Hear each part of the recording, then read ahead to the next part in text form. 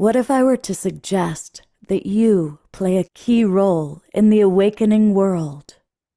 And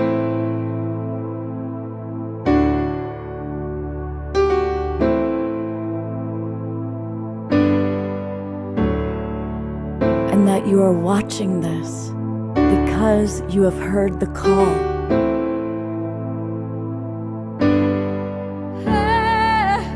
We can start right now by opening our hearts and minds.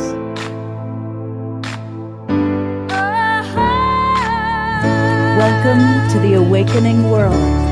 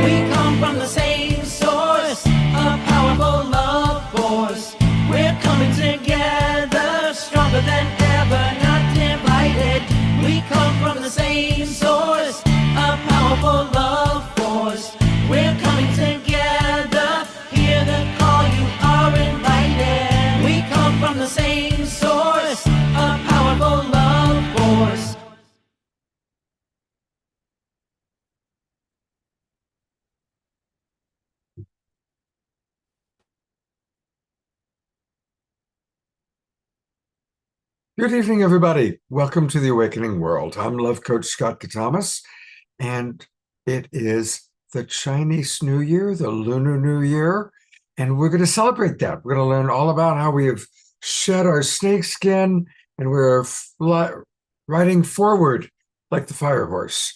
And so we've got a really fun show. And to kind of share with us about that, just want to let you know who's going to be on the show tonight. We've got Keishi Chai. She's going to do some dancing and answer some questions. And we also are really delighted that Isabelita and her beloved Tom are back with us. So they're going to be with us. And you are going to be really excited about what our good friend Michael Kraus has to offer tonight. It's something I think is going to change all of our lives. It's going to be a really wonderful new way to start our day. So you definitely want to stick around for that. We will have prayer time with our beloved Diara. And we're also going to hear from a friend of mine in a pre-recorded video that I did, my friend Anna Lowe's, who's got a really cool game, which we'll explain when we play that. And speaking of playing, we're going to go right to music with our favorite musical musical artist, Omar Shar, to play the first song of the night. Well, namaste, everybody, and yes, Happy New Year, and let's make every day a new year, so it's a brand new coming forward every day. And welcome everybody who's watching on Facebook and YouTube. We love you so much, and for any of you, we do watch the comments, so if you want to put some comments in there, please comment. And anyway, this is the Fire Horse year, so it's a new road. And here we go on the new road.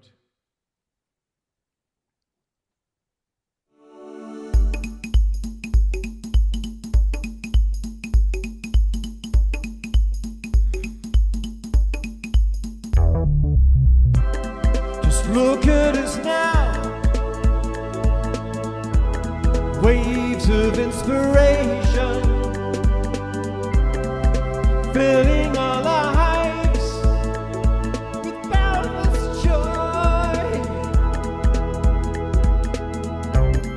speaking our truth, basking in the pure light, freeing the way for all of us. Take off your disguise, show your starry eyes, open up your hearts, be with me, truly we're divine. Let your spirit shine. I am one within you, and I love you so. I love you so.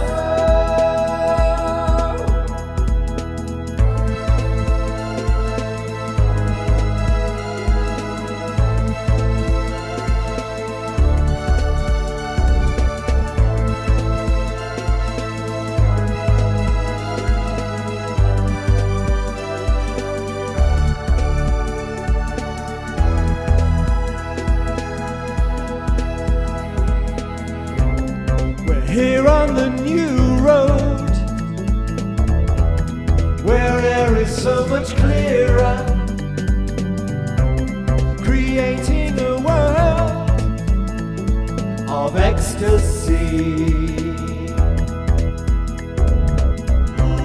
Surrounding us is true love, filling empty spaces. Rejoice in the word unity.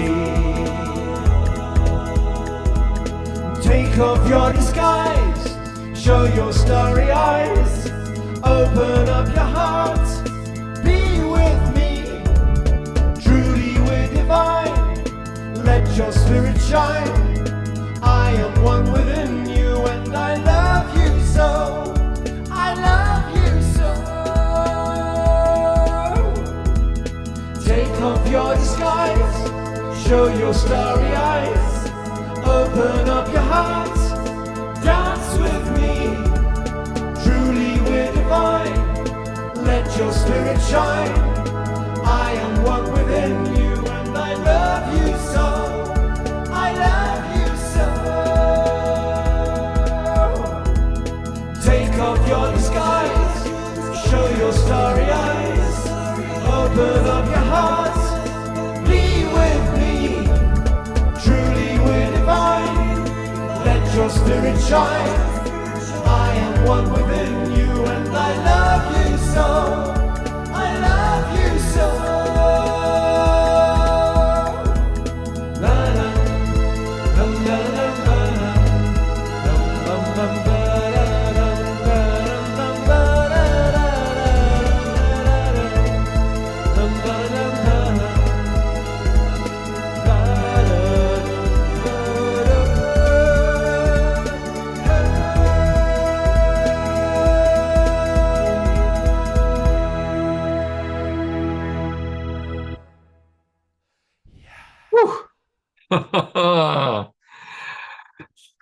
Let's give some twinkles. Welcome, everybody. Welcome up those starry eyes. That's right. The new road, fire horse. Here we come. Here we are. Absolutely. What have you noticed so far, Omashar? Just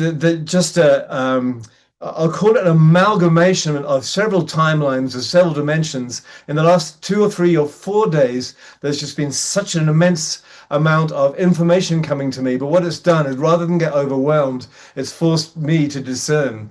And what I've done is just literally started grounding, because we already are all that. And it's now, for me anyway, my perspective is bringing it in. And so I've been going outside, even though we have a rather spiky pine tree backyard. I've been taking my socks off and just walking around and grounding and bringing in all this information that we have garnered over the eons into my presence. And so that's my soliloquy for this moment. Scott?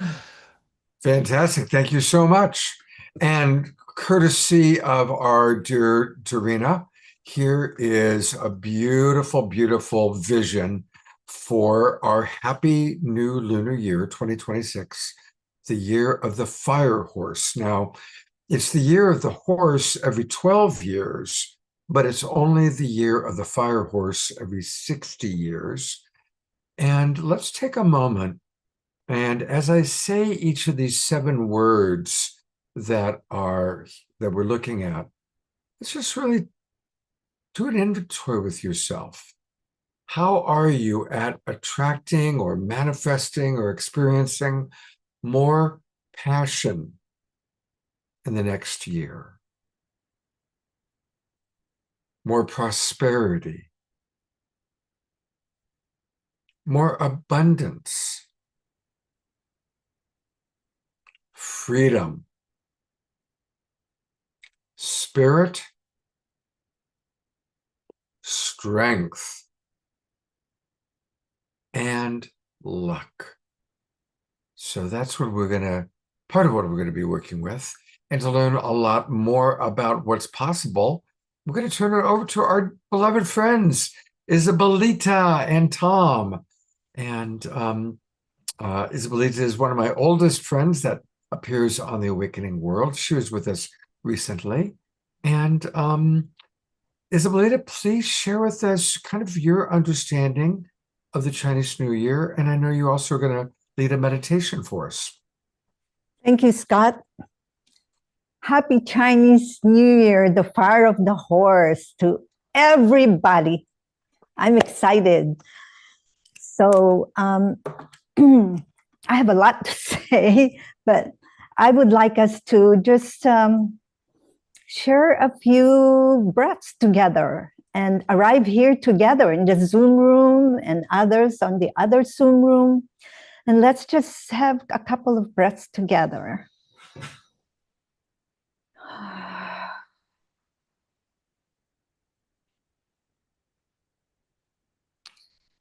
And let's just arrive here, however you want to arrive here. Could be sitting, laying down, standing.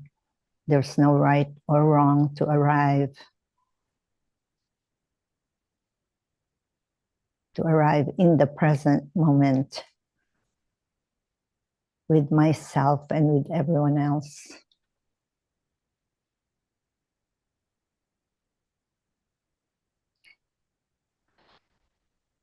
We may feel our feet on the ground, feel our chair supporting our upper body, the spine, erect but relax.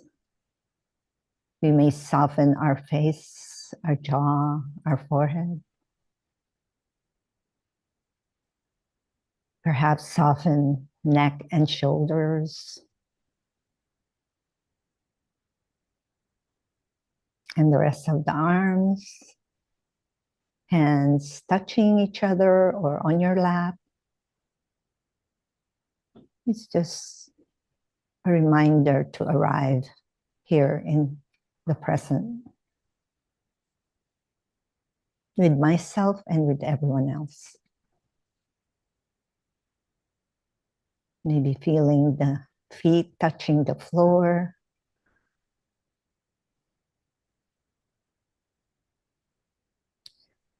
So before I start my talk, I just want to honor the ancestors that I stand on their shoulders here in Wailua, and all the masters and teachers who paved the way so we can practice health and well-being.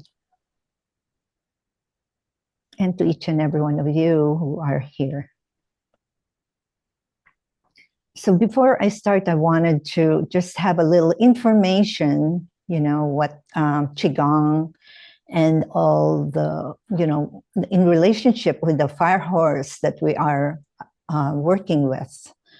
So, you know, Qigong is about acupuncture, and it's about the meridians and organs, the blood, the bones, the bone marrow, the qi, and this is all a part of when we do Qigong is activated, and also we release stuck qi. Stuck qi could be stress, aches and pain, or it could be in the emotions too.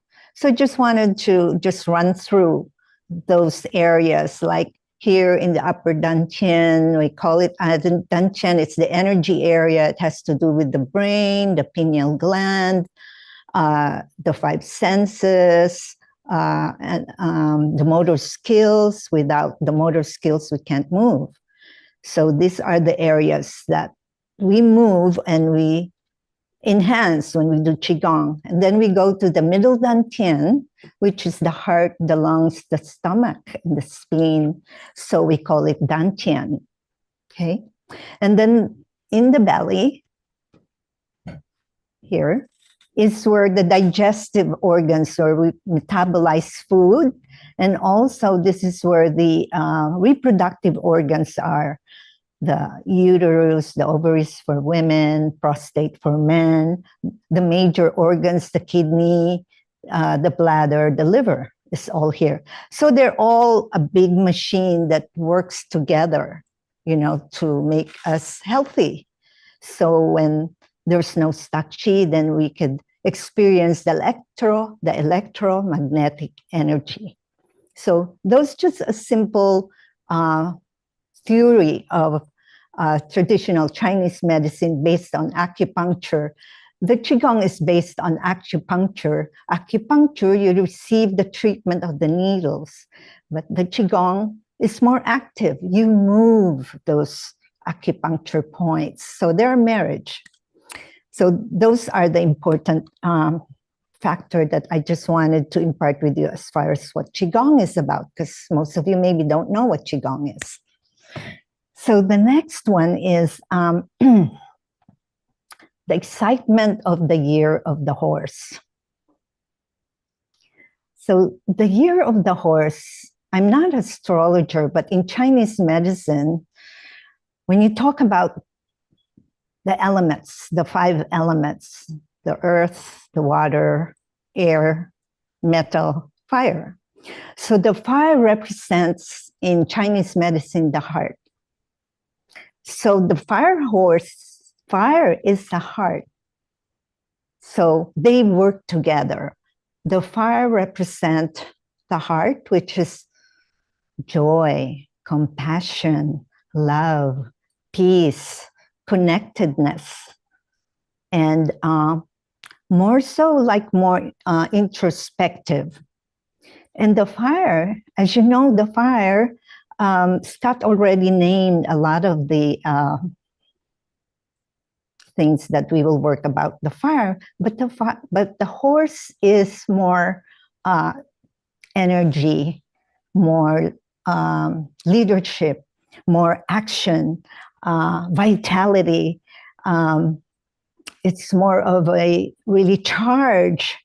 So what happens, that's why I wanted to say about the relationship, is they work together. The heart is more grounding for the horse. The action and the passion of the horse also brings joy, brings love to the action of the horse.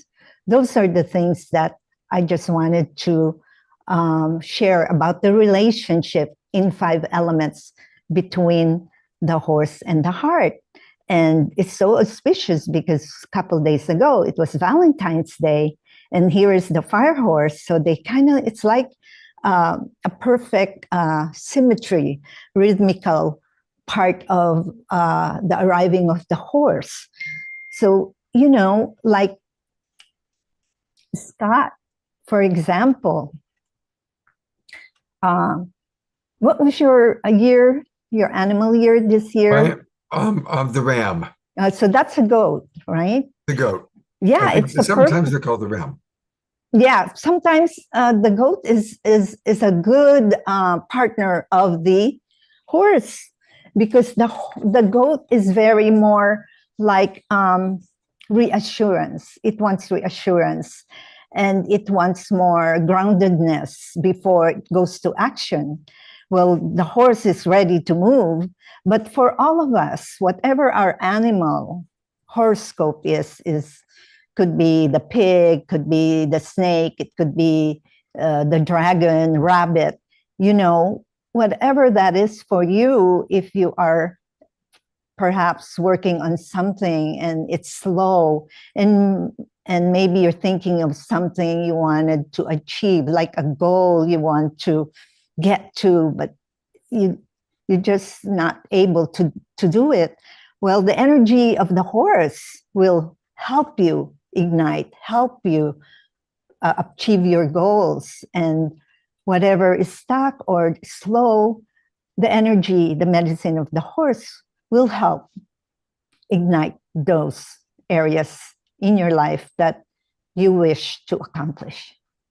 So those are the things that I just wanted to say. As you know, the it's all about balance. Like the unbalances of the horse could be impulsive, restless, impractical, tire easily, bursts of energy, but also it a burnout. So to balance those energy of the horse, so we need the heart. It needs nourishment. It needs to slow down. Doesn't mean to be, charged all the time, but it means to return home. You know, the horse can gallop forever, all over, anywhere, and doesn't stop. But the thing of what the heart is teaching the horse is to assertive with compassion, with gentleness, with going, but also to return to come home and not just go endlessly with no direction. So we hope with this energy of the horse is all of our intentions and affirmations will be leading to the right directions. So those are only what I wanted to share, but it's very exciting. It's about balance. It's about yin and yang, and the horse is a yang energy. So there's a quality of the heart that's yin that can balance the horse. So if there's any of you that would like to share something or ask question or anything. So for me, before you ask question, I just want you to have a little reflection. What is it in the area of your life that needs assistance from the horse? That you feel like you're ready to take action, you want to take leadership, something that you want to do, but you need more support or assistance. So, just take a moment.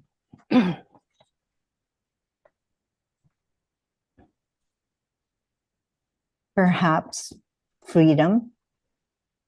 And not only in the physical sense, it could also, in Chinese medicine, when you heal the emotion, you heal the physical and also the spiritual. So in this fire horse lunar also eclipse, what is the quality of the horse that you want to integrate in your life right now, moving forward? Just take a couple of breaths, whatever comes up for you that you are thinking or wanting to start or inspire you. Yeah, so let's have silence. I'm going to bring this up again because it's such a beautiful vision. And again, on everything I've read, these are significant words related to the horse. So let's have a minute of silence. Everybody just look and reflect on Isabelita's questions. And if anybody wants to speak, you can raise your hand or put something in the chat box.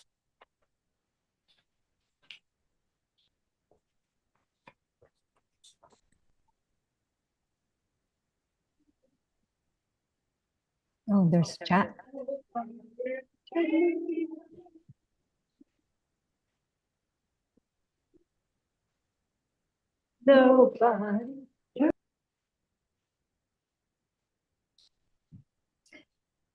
So there's a question there, Scott. Did you see it? Or something about the I day? see that Tiara wrote, goals of the heart pulled forward by the horse, the heart nuzzled by the gentle horse. And that's beautiful. Thank you, Tiara. Yes.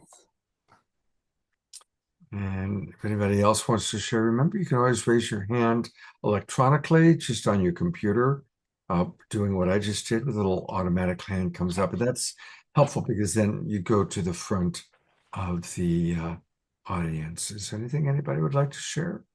Don't be shy. Yeah. What brings your heart alive? Suzanne says, why is this the year of the fire horse rather than just the horse? Well, it includes the elements according to Chinese medicine, because it resembled the elements fire, horse.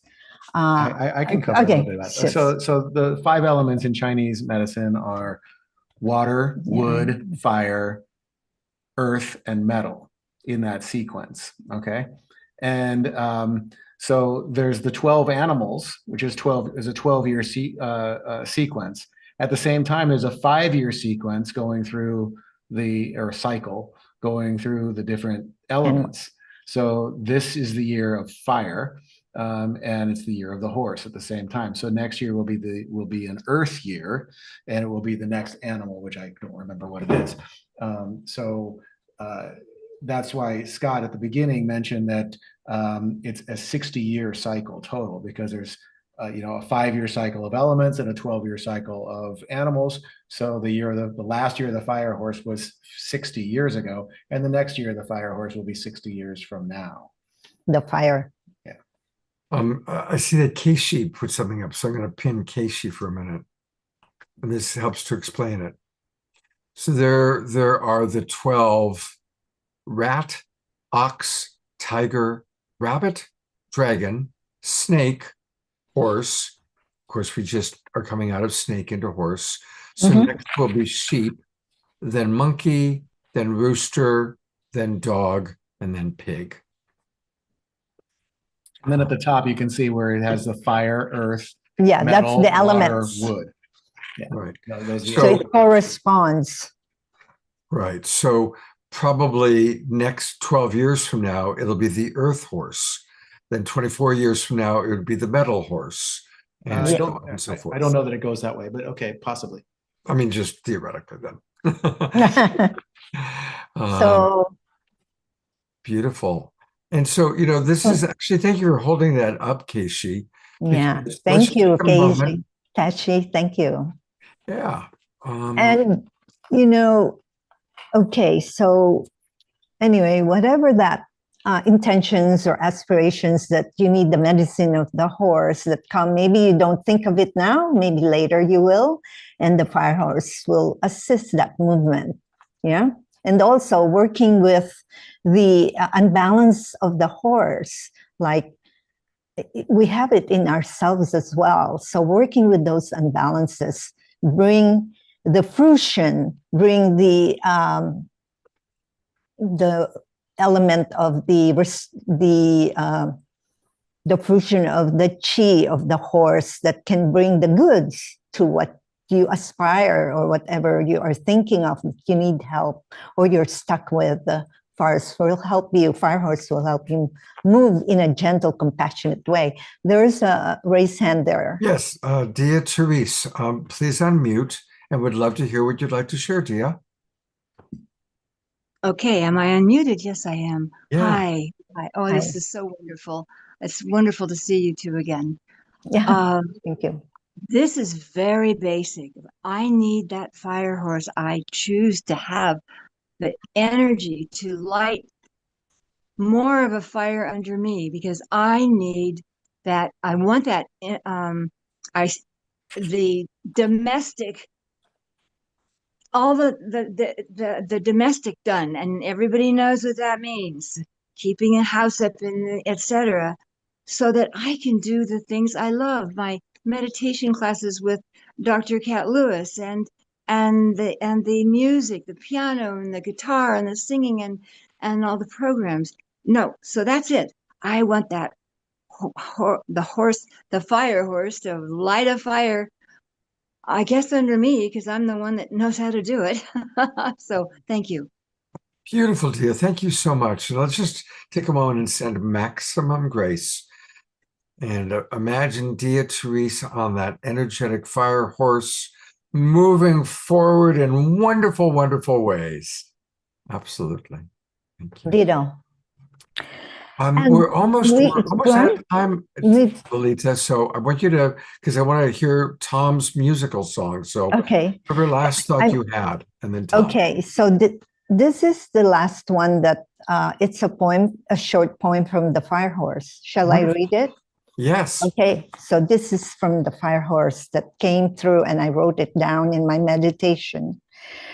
May joy return not as pressure, but as permission. May power tempered by compassion, movement guided by wisdom. Fire horse, heart blessing, may your heart be warm again. May joy return like sunlight after rain. May the fire within you burn gently, not as pressure, but as love. May your spirit run free, moving in the right direction, one brave breath at a time. May you trust the path unfolding, and may your heart remember You were made for aliveness. May our hearts be well nourished. May joy and love be our steady path. May our fire serve love. Beautiful. Thank you, Isabelita. You're welcome. I don't know. Let's do a music. I don't know if maybe we can do a little movement while Tom is playing because of time constraint.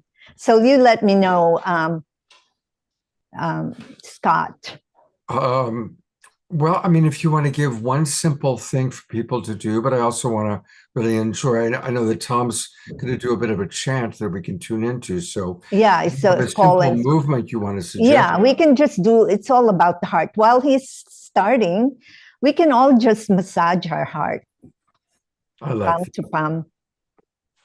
And while Tom is doing and preparing for song, you just open that heart meridian and nourish the heart. When the heart is nourished, it becomes joyful.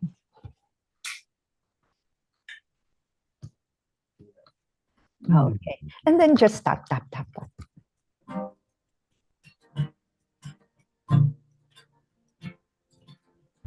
Tom, you need to turn your original sound on, brother. Yeah. Original sound. Thank you for reminding me. I got to.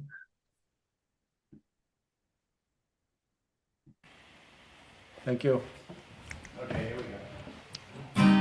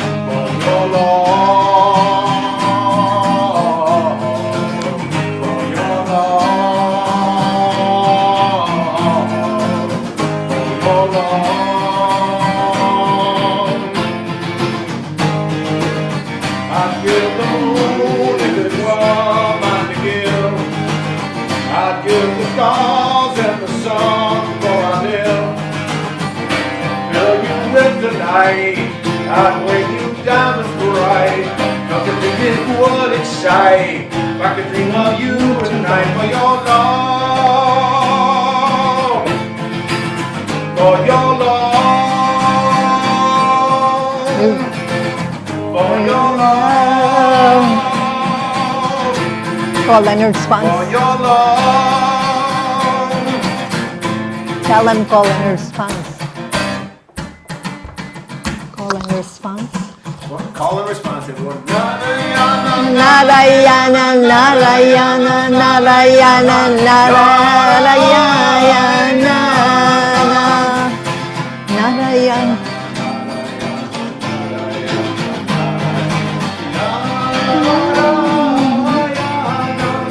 For your love,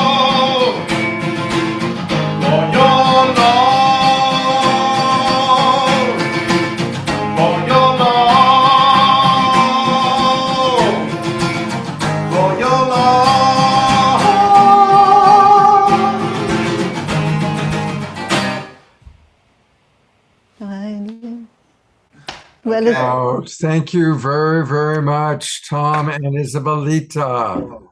Always so much fun. And a reminder, everybody, that you can find all of her wonderful offerings at selfcareqigong.com. Selfcareqigong.com. Perhaps go to her store. If you click visit the online store, that takes you to the books that we talked about last time she was on the show. Learn more about her. And we love Tom and we love Qigong and we love Isabelita. And thank you for getting us off to such a wonderful start tonight. and our Bali retreat. Oh, that's right. And do you still have people space available? Maybe just one left. Put But the it's- link into that chat. If you put that link into the chat box for everybody, and I'll mention it at the And Global Peace Tribe announcements. okay. Yeah. Thank you, Thank you Scott. so much. Absolutely. All right. We're going to swing right into Keishi Chai. And actually what happened was so wonderful seeing Keishi dancing again. And I texted her and we got into a text exchange. And I was, oh my God, she was available tonight. So how wonderful. Of course, Keishi's been coming onto this show going all the way back to when we first began almost 6 years ago. So welcome back, Keishi. And you've got some really wonderful offerings to share with our audience. So take it away. Thank you so much, Scott. I happen to be available tonight because I'm actually in San Francisco. I'm a movement artist and producer, an educator based in New York City, and I come out to California for Lunar New Year. I tour the preschools and share Chinese culture, and I also come back for May, Asian American Month, and do a tour of the libraries in Humboldt County. So today I'm celebrating Happy New Year. I happen to have all these slides because I've been doing the preschools. So notice that we have some Chinese characters. 新年快乐. Can you say that? 新年快乐. 新年快乐. Yes, perfect. Chinese characters are made up of pictograms, which are basically pictures of objects and concepts. So we have the character shang, which means up. So you can see the ground, something is above it. And xia means down, so something is below the ground. And lin, which is forest, has two trees, two mu symbols. And this is my name in Chinese characters. So Keishi Chai is how you say it in English. And in Chinese, you usually flip the surname and the first name. So Cai is first and Kai Si is my name. And it means turtle. Kai, which is usually a boy's name, it means victory. And Si is silk. I love dancing with silk, so I'm going to show you a little bit of that later. I wanted to just talk a little bit about what I have in store for you, and then we'll just jump right into it. Here's my little fire horse. He wants to say hello, Ma, and he's been accompanying me into the preschools, and it's been fantastic having him. Um, I wanted to share the Dance of the Lotus with you, which I invite you to join me for if you would like. I'll dance with some silk bands and the silk veil. And I also have a very long history with Middle Eastern dance, also known as belly dance. In fact, in 2 days, I'm celebrating my 30th anniversary. I have traveled to China 20 times to teach belly dance. That's a fun fact for you. And we're going to be learning some snake moves to shed patterns that no longer serve us, moving from 2025 into 2026. And we'll learn some horse movements that come from the Said region of Egypt. It's very yang, masculine, very fun. I'll offer you some variations if you prefer to stay seated, and I'll give you some standing variations as well. So uh, that's what I had in plan for tonight. And if I have extra time, I'll talk a little bit about what that might look like, practically speaking in reality, with shedding old patterns and then inviting in the spirit of the fire horse. So, with that, I feel like it's time to do a little moving. I'm going to put on the dance of the lotus. Feel free to dance with me if you want.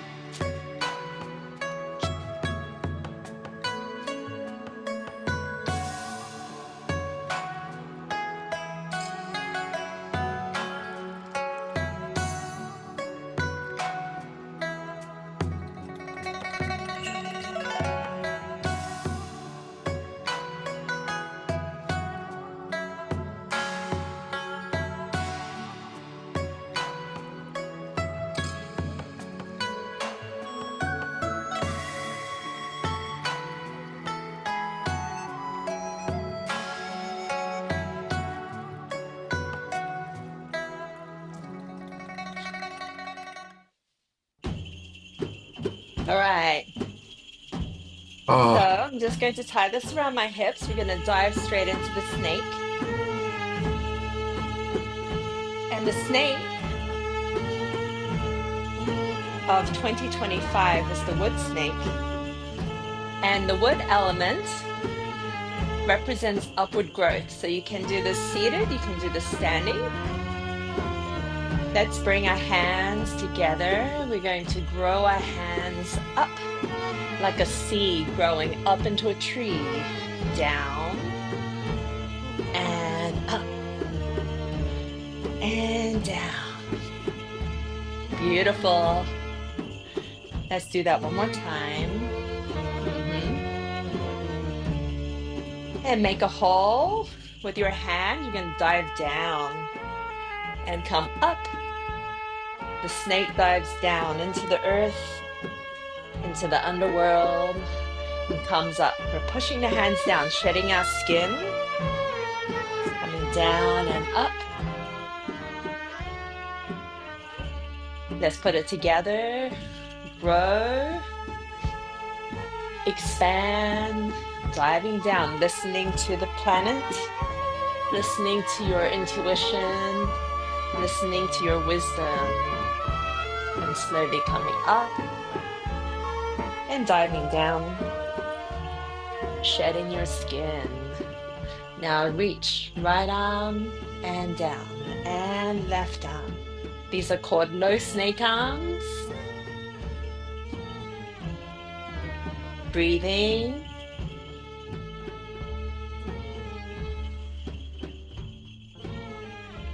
And if you're standing, you can join me with hips, optional, adding a downward figure eight with the hips.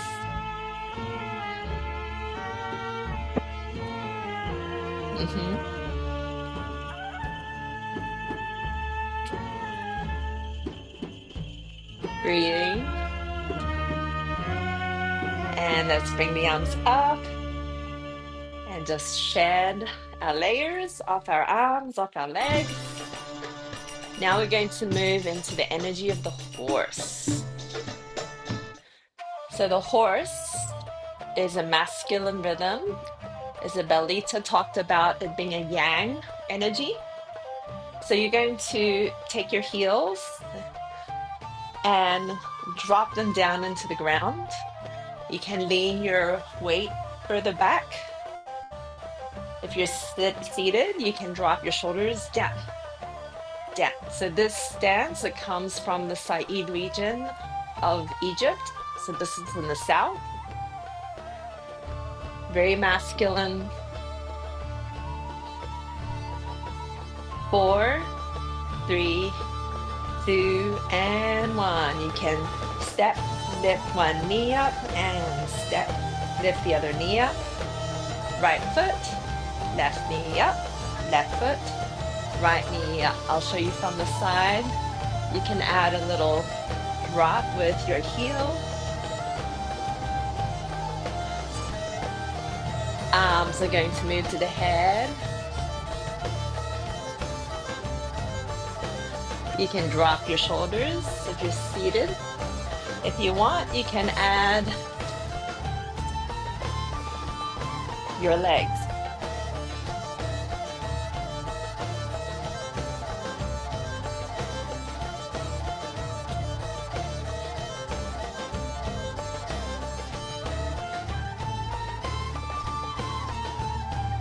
And now you're going to go forward and back, forward and back.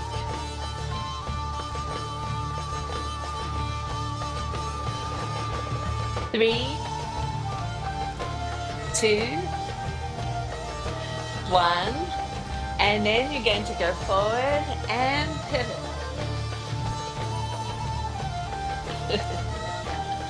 Drop your shoulders. Faster.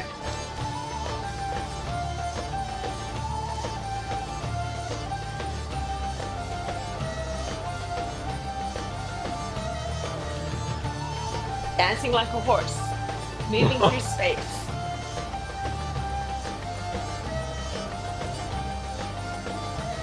And let's go back to the leg move. Drop those shoulders. If you want, you can add your hands. 4, 3, 2, and 1. Forward and back. We're putting it together. This is very energetic. You can burn a lot of calories doing this.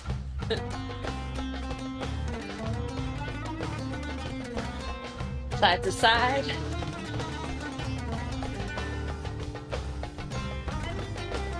Four, 3, 2, and 1. Forward and back.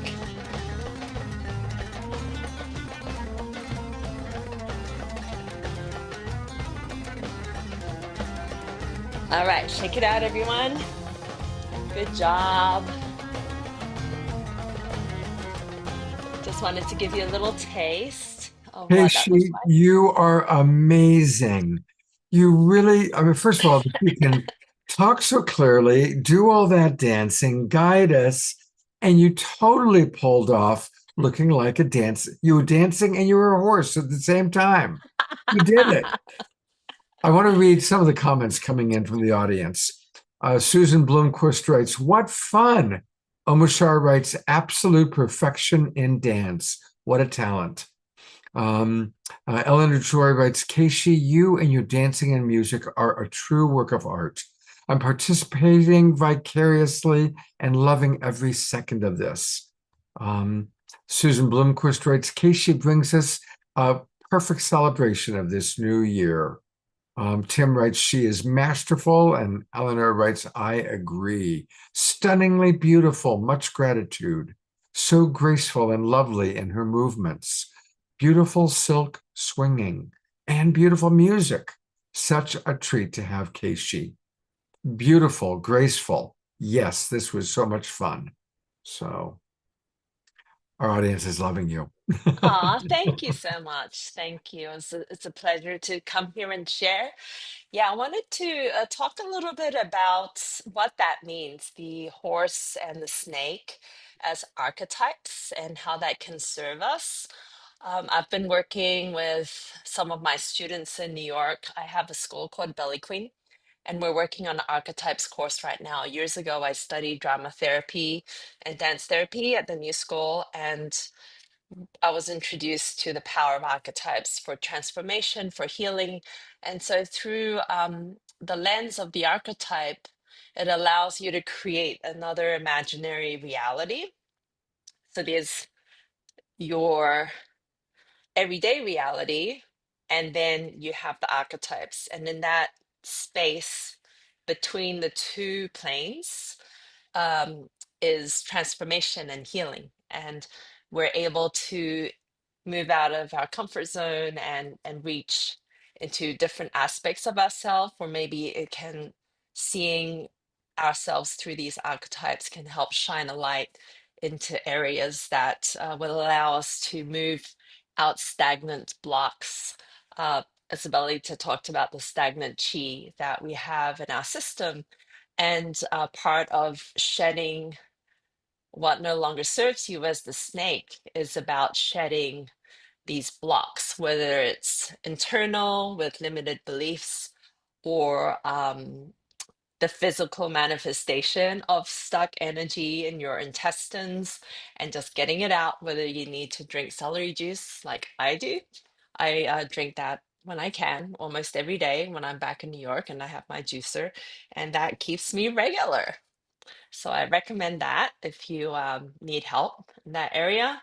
And also just with your physical environment, whether it's clutter.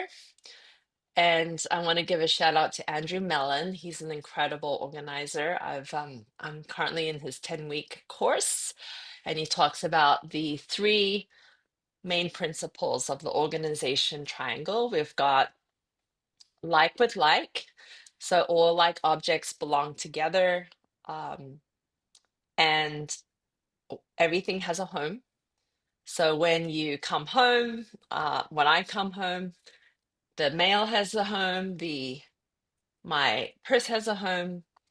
I know where my keys are, and it just really cuts down on a lot of running around looking for lost objects.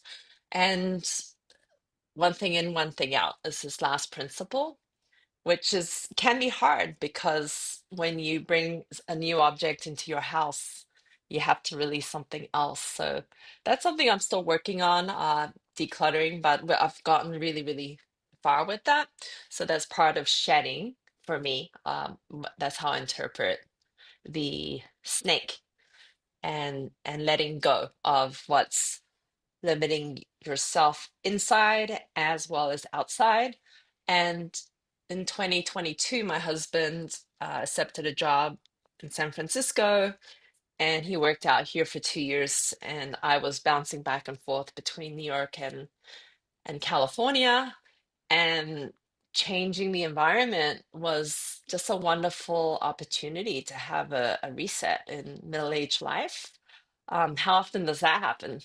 To have that gift. And some of my friends ask me, when you go to California, do you want to recreate what you have in New York? And I thought, no, I don't, because why would I do that? Why would I just repeat what I'm doing in New York? Why not step into something new? And that's when I started working with kids and collaborating with scientists to present at museums, and I even joined a contemporary modern dance company for a couple of months, which was really fun. And so it's been really nice to change the environment, get it going out to nature. This is one of the best things about being in California.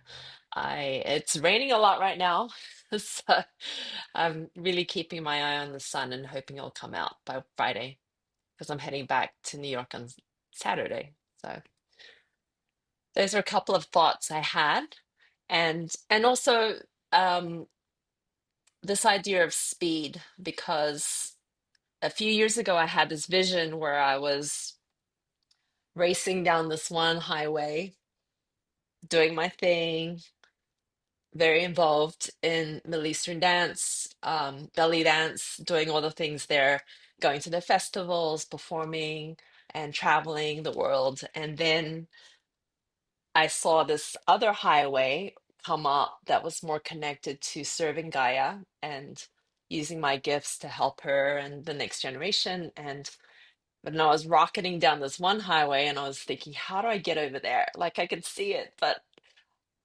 I'm on this path. And I had to figure out over those couple of years, like how to get off and find the pathway to the second highway. And now I feel like I'm up on the second highway and I'm starting to pick up speed again. So that to me is how I feel like the fire horse is manifesting in my life. And that's all I have to share today. That's fantastic. Casey, you just bring so much really positive energy. And there are more and more comments that have come in from George and Dia and Lynn. Lynn says, I love that you're teaching children and their parents need this too. All the best of cultures are needed to teach. Thank you. I'm not quite sure how to pronounce the name. He writes, or she writes, they write, Keishi, thank you for inviting me to this celebration. Your dancing is always inspiring.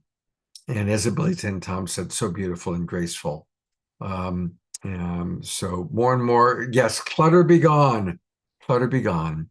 And a reminder, everybody, that you can find more about Keishi by going to her website, and it's easy to remember. It's her name, and it's just Keishi, Kaeshi.com, Keishi.com. And that's where you can learn more about her and her wonderful offerings. And Keishi, I just have so much respect for you. Thank you so much for what you brought to us tonight. Absolutely beautiful. We're going to have a couple of quick Global Peace Tribe announcements. And this first one's actually a little bit on the serious side. As most of you know, I'm very involved with the Evolutionary Leaders Circle. And I've been having a lot of private conversations among the council, with the leaders. And today we had a 2-hour meeting to discuss something really difficult. I'm guessing most of you are aware that Deepak Chopra has been prominently linked to the Epstein files. And it's not just once or twice. He clearly had a lot of communication back and forth. And some of the things that Deepak said are definitely not cool, not okay. There's nothing that implies that he absolutely did anything sexual, although we don't know. But definitely a lot of the things he said are just really not. It's heartbreaking for those of us that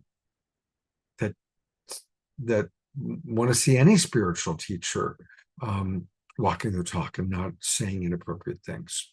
Why am I bringing this up? Well, we have an interesting choice to make. The Evolutionary Leaders, and by the way, Deepak was a founding member of the Evolutionary Leaders. It was started by he, Marianne Williamson, and Michael Beckwith almost 20 years ago. And we have decided to remove him from the website and to remove him from our connections. Well, Deepak has been on our show many times. Deepak has been on Saturday Night Live for the Global Peace Tribe. We even did an entire 2-hour special day with him. Some of you might have participated in that. I do not endorse cancel culture. I personally did not vote to remove him from the Evolutionary Leaders website, but I respect that the majority of the Evolutionary Leaders Council that I'm part of did want that to happen, so it did. I don't want to open up the conversation about it tonight verbally, but I do welcome any of you that have opinions to put it into the chat box. And I will definitely read what you write. There are some really good, if you want to know more, there's a fellow named Scott Mills who wrote a very, very extensive Substack article. And he really took the time to go deep into the files, read everything as best as he could. And he's a colleague of Deepak, and he was hoping that as he read it, he'd see that it was a lot of stuff taken out of context. Sadly, the more he read and the more he investigated, the more disillusioned he was. So, it's that time in which, and I think we've heard a lot of spiritual teachers say, okay, this is a time where we have to come out of the shadow. We all have a history. We all have things that we've done in our past that are regrettable. Sonia, your opinions matter, because I have not made a decision yet whether to remove him. It would basically be removing the videos that he was on from our YouTube channel. So your opinion matters. We're a community. And I'm just the benevolent dictator of our beautiful community, or the minister, or the whatever you want to call me. But your opinions really matter to me. So on a much more positive and enjoyable note, I do want to remind everybody, I mentioned it briefly, but it's really becoming a real thing. My good friend Katrina Valancourt and I are going to be teaching a 12-week course on relationship mastery. And it's going to be outstanding. It's going to be every Saturday at 10 o'clock in the morning for 12 weeks, 2-hour course. I used to teach this 4 or 5 times a year, and then I haven't for the last 2 years because I've been very busy with my coaching practice and very busy with this show that I do called The Awakening World. But you can click on this, and I'll also put it, if you click there, that'll take you, and you can read and learn more about it. And if any of you as beloved family members are sincerely interested in taking the course, I am offering a free 20 to 30 minute discovery session. We would hop on a phone call or a Zoom call and chat about your interest. I'll answer questions for you, give you a few tips, tools, and practices of love coaching. So let us know, or let me know. You can pop it in the chat, or a little bit safer to send me a private text message. And I hope that some of you will join us. Kristen Hoffman took the course with her boyfriend, Troy, the last time I took it. We usually have about 30, 35 people in the course, and it's deep. We go really deep, and you'll come out of it with all the tools needed to have an amazing relationship with anybody, friends, workmates, family members. It's very, very powerful. So hope to see some of you there. And we're now at our official mid-show break, which means it is time for Omashar. Or I think it was DR or someone called him Omashare. I like that one. That's a good one. We've heard Omastar, Omashare. It was all in a joy.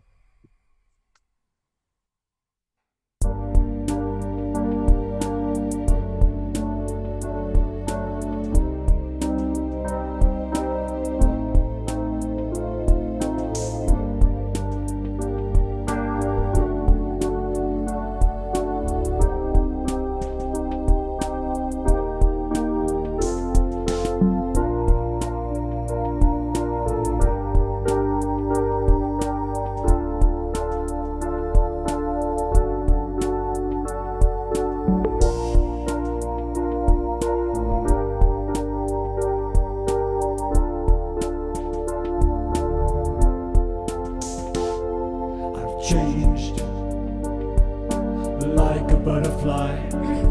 It's something very new. I'm feeling so alive, and yes, it's true. Nothing is the same. I'm bigger than before, and yet I know that I am still a child. child without a care in this new world, and so connected to you. An innocent new life, a heart so true. A dream that seems so far away is living here in me, freeing all the pain that paved the way. The miracle of love has opened up the door, and now I know that I am still a child without a care in this new world, and so connected to you. An innocent new life, a heart so true.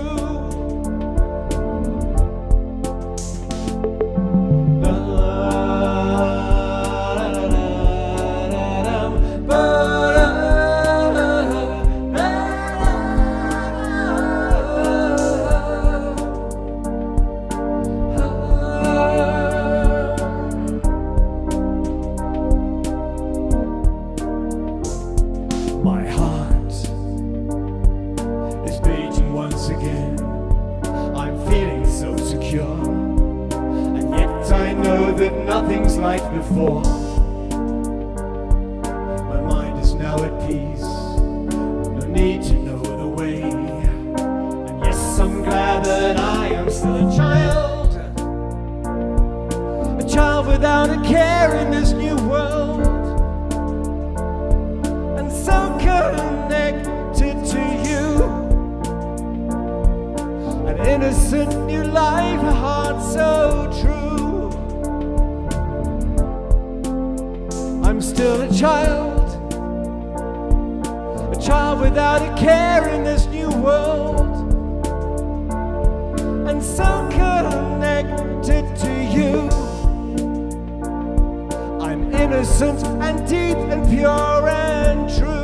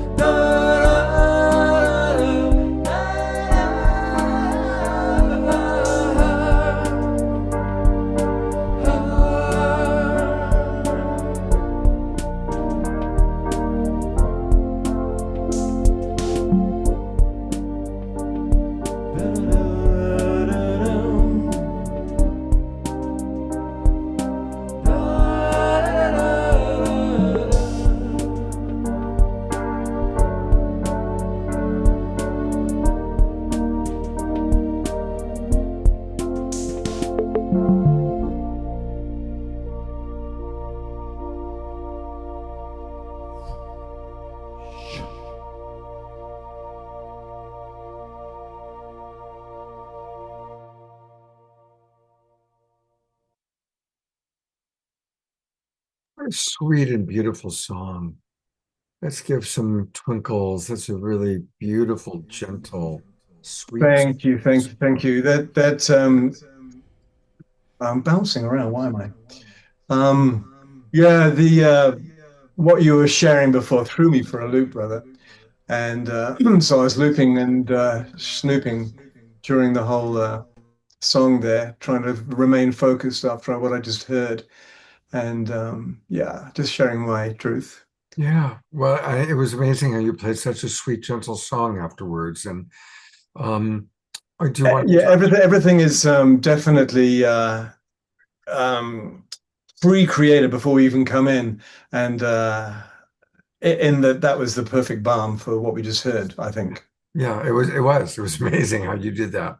You really are, you're very in tune, my friend.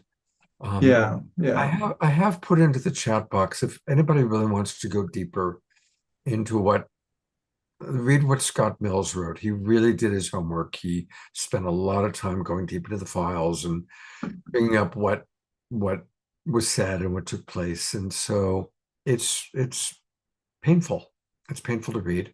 But if anybody really wants to know, so it's not just hearsay, that's a good place to go. And maximum grace to Deepak, without a doubt, what a scary time in his life. This must be. By the way, he did, we, at the Evolutionary Leaders, we did send him an email. We let him know what we were doing, and he wrote back very brief and sadly has not taken accountability. He posted something briefly on X, formerly known as Twitter. And our sadness is that he hasn't taken real accountability. He's kind of been almost like, well, he hasn't taken the level of accountability we would hope for. I'll leave it at that. All right. On a much, much, much more inspirational note, we turn it over to our good friend Michael Kraus from Unify and from Awaken. We're going to learn all about Awaken because this is the awakening world. And what Michael is doing is a wonderful project we're going to learn all about called Awaken. Just stay here with me for a second, Scott, and if you don't mind. Yeah. I mean, in terms of, and I just want to say thank you to you, Scott, for your commitment and your tenacity and your power and really every Wednesday, every Saturday to put this together. I know how much work it is and how much organizational skills you need, and to put your heart into that is I just want to say thank you to you again. Every time I see you, I'm like, wow, you're building community. You're doing exactly what your heart calls you to do. And it's so beautiful to see and to witness and to hear you speak and the wisdom within your words so yeah, I just wanted to say thank you for that. My pleasure. Thank you. And thank you, Michael. Michael, for anybody who doesn't know, has been he's one of those guys behind the scenes who makes things happen. He's been a huge force within Unify. He's very involved now with Hubcast and Peter Young. And Michael's the guy behind the scenes who's making it all happen. And so thank you for being such an unsung hero, Michael. We're all making it happen behind the scenes. We're all that's really what's going on right now, and I'm hoping that the energy of the fire horse, and interestingly enough, I am a fire horse. So this is wow. I hope this is going to be my year, and so this is something that a neighbor here has. This is hand cut with a scissor cut, and he was handing it out to I would say about 30 or 40 people here in the neighborhood, each and one of them different. Each and one of them had that dedication of really being in service to the neighbor and to the community, and what a labor of love that was. It also touched me deeply what you just said, Scott, in regards to Deepak, and it hasn't been gone unnoticed within my being. And I know he's been written out of some documentaries and movies, and he's been cancelled.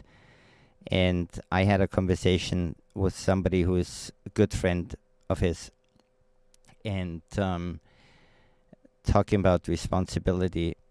Deepak had called him up and said, I don't want to mention his name, I'm in the Epstein files. And so they had a conversation, and what happened was that Deepak Chopra reached out to Epstein in his early years for a book deal to help, or for Jeffrey to help him put a book deal together and really make him become who he was becoming. I don't think he had any idea of what Epstein did at the time and how he was involved and his whole past. But I'm just offering that perspective. I don't know. I wasn't there. And in return, Epstein had asked Deepak Chopra to teach him meditation. So Deepak, over the years, became Epstein's spiritual advisor, if I can say it that way. And I'm not sure whether that helps or whether it doesn't. I'm just offering a piece of my close proximity as to what I heard. And it's really, really, it's sad. It's not just sad that there is that there is a cancel culture, but what is really, really sad is that out of the, I think about 90% of the women that I have met in my life have all been sexually abused. And it's not, I mean, trafficking and all the other and the far worse things are that's far worse. I don't want to compare it, but I'm saying the energy of male dominance, the energy of sexual abuse that has been going on for centuries or generations has to stop. It just has to stop. And if that is what it takes to stop it, then that's where we are right here, right now, in our human evolution. And it hurts. It really, it hurts the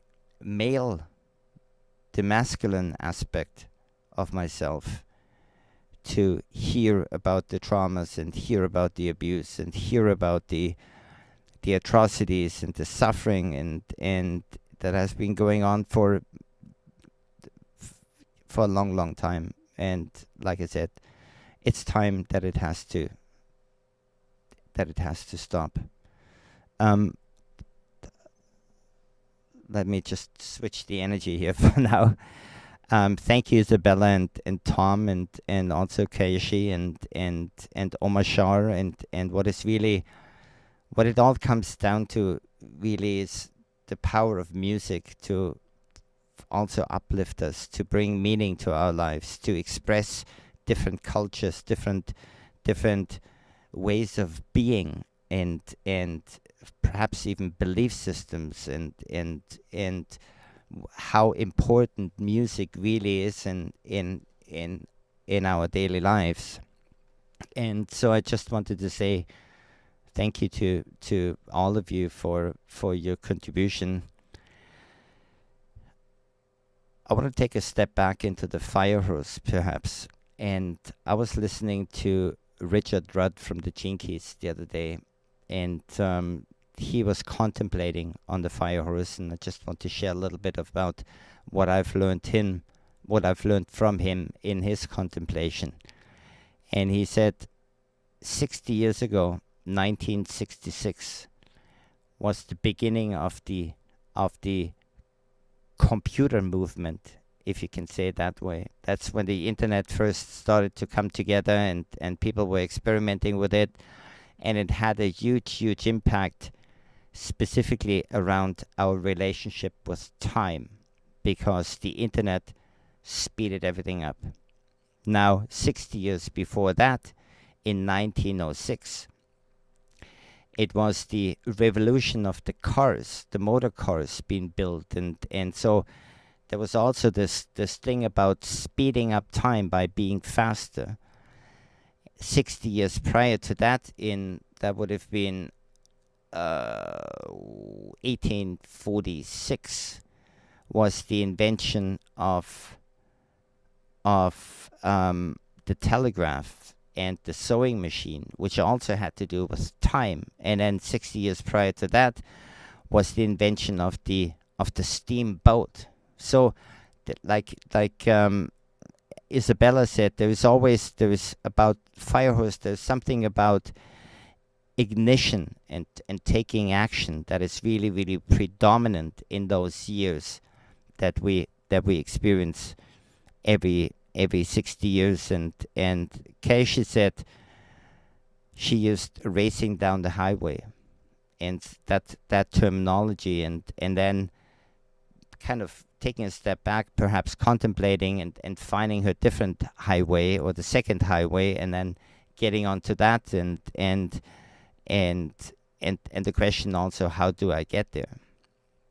And so what I'd wanted to really introduce to you today is a project that I believe is going to perhaps have the potential to be a civilizational turning point. And when I say that, the project that I'm going to be introducing is called Awaken. It's literally reinventing the alarm clock, the way we wake up.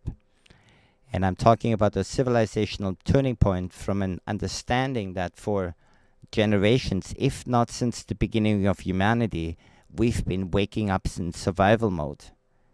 5,000 years ago, it might have been firewood, cattle, field. Right now, it's the same survival mode. And so what we're suggesting is, if we can create something that transitions us from the high alpha, from the theta state, from the dream time, from the sleep time, into the wake time, with specific sound, frequency, vibration, soundscapes, daily uplifting messages and music, we can change that perhaps innate human condition. And that transformation from the dream time into the wake time, when we're still in that luminous state, when we're still connected to the creator, God, consciousness, whatever name you want to put towards it, that is one of the most powerful parts of the day. And it's also the foundation of the day, the foundation for the rest of the day.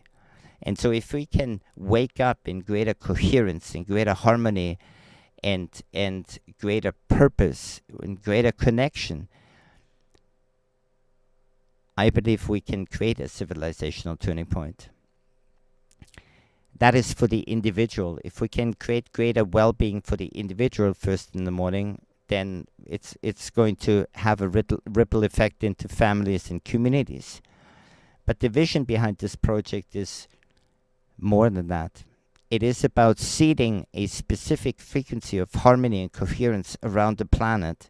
And imagine that there is 10 million, 50 million, 100 million, a billion cell phones going off on a daily basis, emitting the same sound vibration into the field, immersing it into the plants, into the waters, into the animals, and ultimately entraining each other into higher vibrational frequencies and higher levels of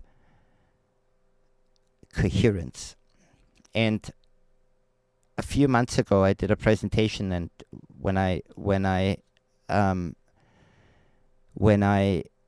sent out the invitation, I said this project has the potential to change the course of human history, and I don't think that I was correct with that. I think the course of human history has already been written. We know heaven on earth, golden age, nirvana, Shambhala, whatever names those who came before us used to name it, they saw it coming. They knew it's going to come. What I believe is necessary is that we need to align our base consciousness individually and collectively to a timeline in which those prophecies can come true. And I believe we have all the technology, we have all the wisdom, we have all the knowledge, we have all the information that is needed, that we can shift this planet into greater coherence, hopefully within next year. And looking at the outside world of whatever is going on around us, and I always want to call it shenanigans, how can we come into greater coherence, and how can we come into greater harmony with ourselves, with one another, and with nature? So what that really means is we are reinventing the alarm clock on the iPhone and on Android, and there's 3.8 billion people wake up every morning with an alarm clock. Some people don't wake up with an alarm clock. Some people wake up naturally with the sun and the moon or actually the light, because when you really think about it, is what is the first sound in the morning? It is the bird. The bird hears the information of the light coming towards its habitat, and it starts to sing. It is that informant that the sun is rising, that the light is coming back. And so how can we all be birds, literally? And so what this really means is the app, you would record your message or you can record a message. Let me put it this way. It will be placed over a specific soundscape. You can invite somebody to wake up with you, whether it's a friend, a neighbor, a family member, a fan, a follower, whoever, or a whole group of people. You send an invitation, somebody receives it, they set their alarm, they set the time that they want to waken up with your message, and it will trigger it the same way than it does on the iPhone or on Google Phone. What I would like to do is I would like for you to, maybe for a couple of minutes, if I have enough time here, to listen into what that could potentially sound like where we are right now. So imagine, I just have to find imagine, maybe close your eyes, and then imagining waking up to that, and imagining 10 million, 50 million, 100 million people waking up to the same sound vibration, maybe not the same spoken word, because that, in that case, it's my word on it, but imagine your word, sending it to your daughters or sons or grandchildren or family members or friends. So let me just play this for you for a second.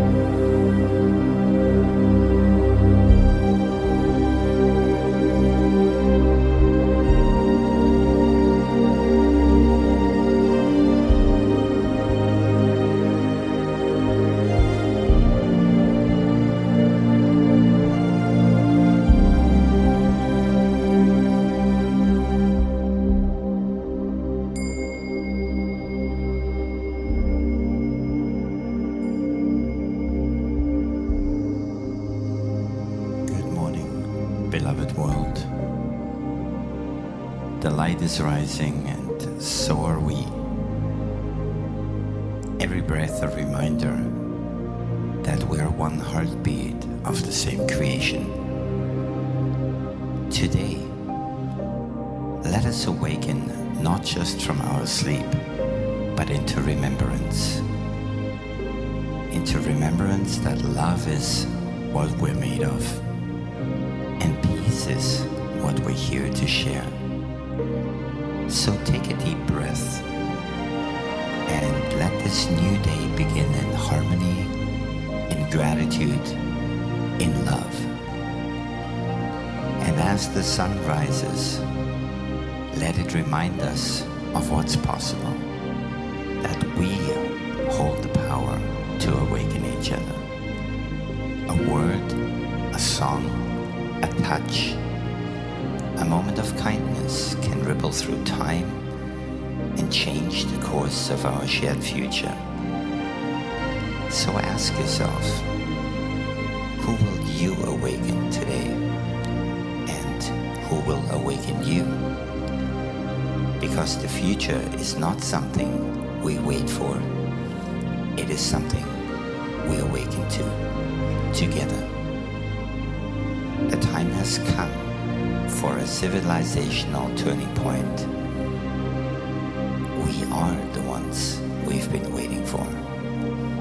So join us in this critical moment in human history. May your day be blessed.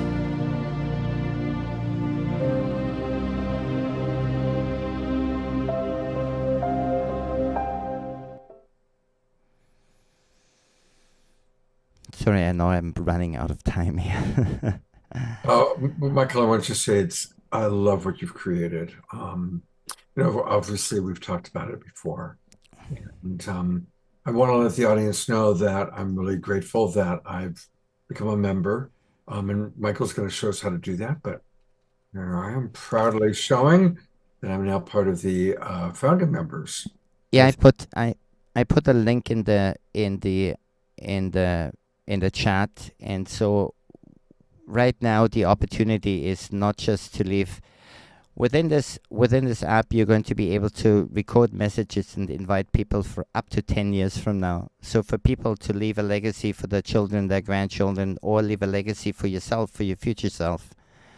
There is an opportunity to leave legacies, but there is also right now there's an opportunity to leave a financial legacy, and that is on the website through those founding membership passes that are directly attached to the revenue coming through the app. And there's 3 different levels. 2% of revenue, top level revenue, is going to come into those 3 different membership passes, and my AI thing just does whatever it wants to do.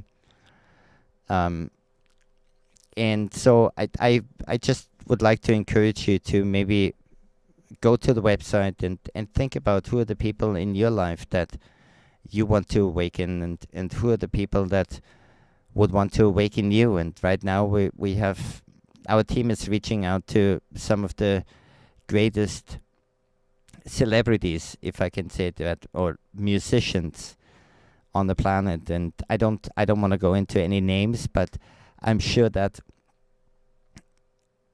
everybody knows them, whether it's classical music, whether it's 60s rock kind of music, or Woodstock, or whether it's modern music and Grammy award-winning music. Right now we're probably talking about a outreach of about 750 million to 1 billion people that we want to approach through those celebrities when we go live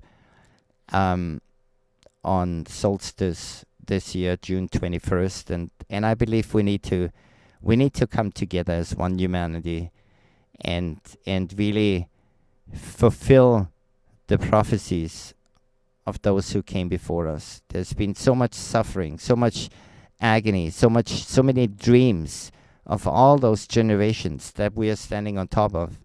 We have a responsibility here right now to fulfill those prophecies, and I believe it's the easiest way to do it. You don't even have to get out of bed to participate in it.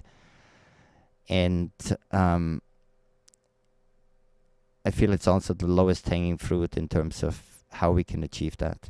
So thank you all for your beautiful comments, and please click on the link and just look at it and see how it resonates, and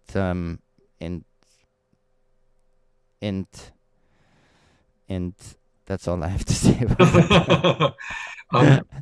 The majority of people watching are watching on our broadcast partners, and thank you to John and Summer, the Sign Network, for getting us out. So, of course, for those of you in the Zoom room, click on the link.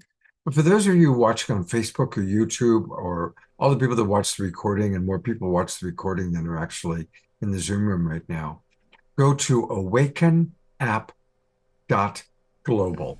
Awakenapp.global. And that's where you can kind of get the information that you need. And let me quickly share I also have a QR code that might make it a little bit easier. Okay, great. Is that what I'm sharing right now? A picture with the QR. We are not seeing a QR code. We're seeing a poster. And now we're back to you.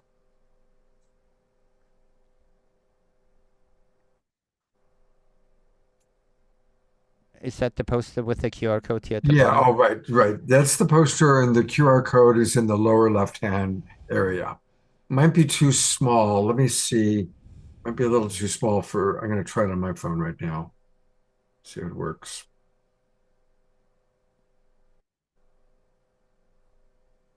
Here, Well, maybe. I've actually got the same poster right here. So here's the poster. Oh, maybe you can make it larger if you Yeah, that's what I'm gonna try.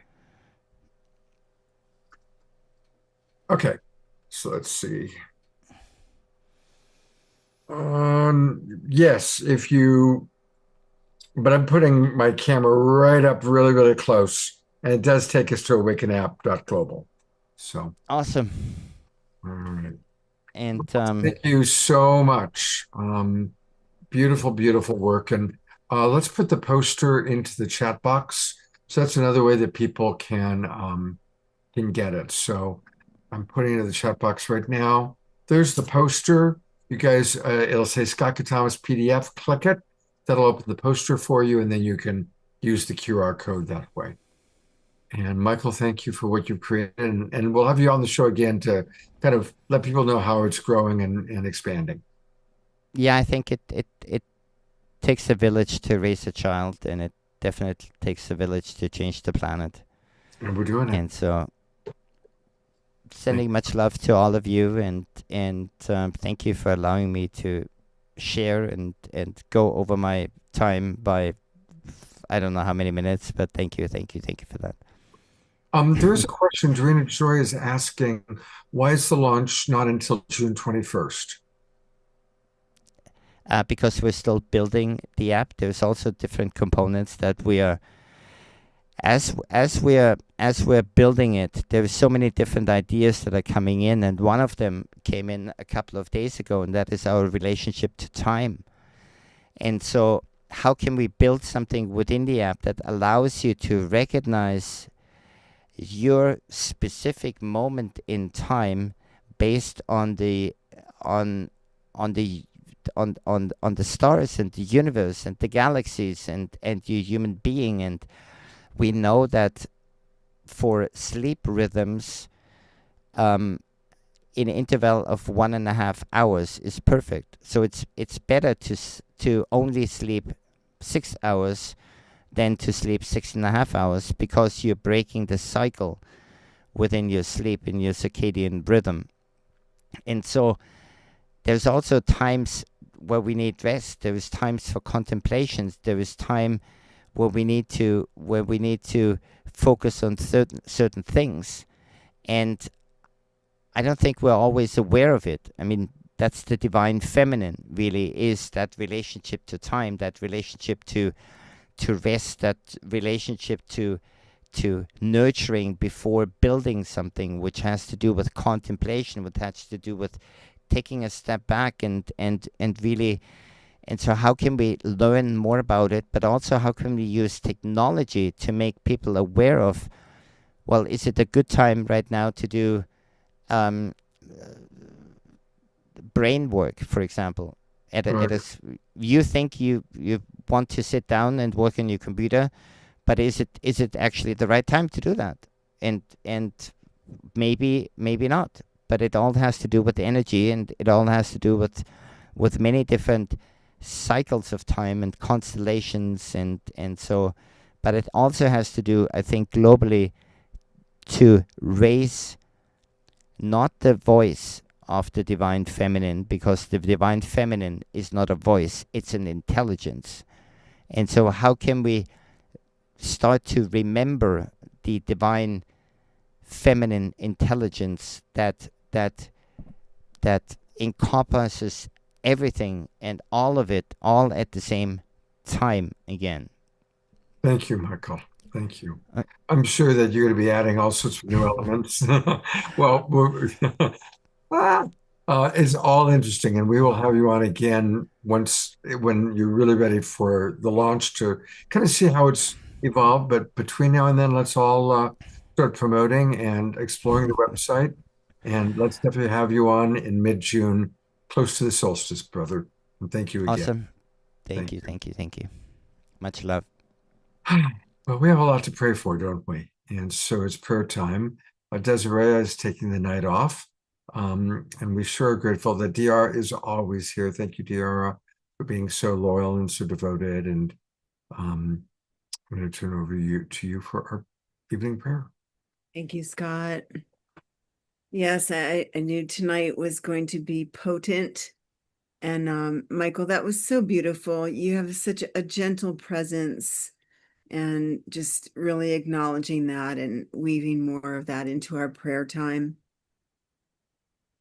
So, tending to our tender hearts, calming our tempestuous minds as more and more information, more and more change comes through. And just allowing room for all that's being experienced, all that is coming up as we hear things, as we learn new things, as truth gets revealed, as hurt and harm becomes exposed for healing. And before I weave this out into the larger collective, I want to offer prayers inside our inner circle. We have many here in the Zoom room that have loved ones that are going through difficult times.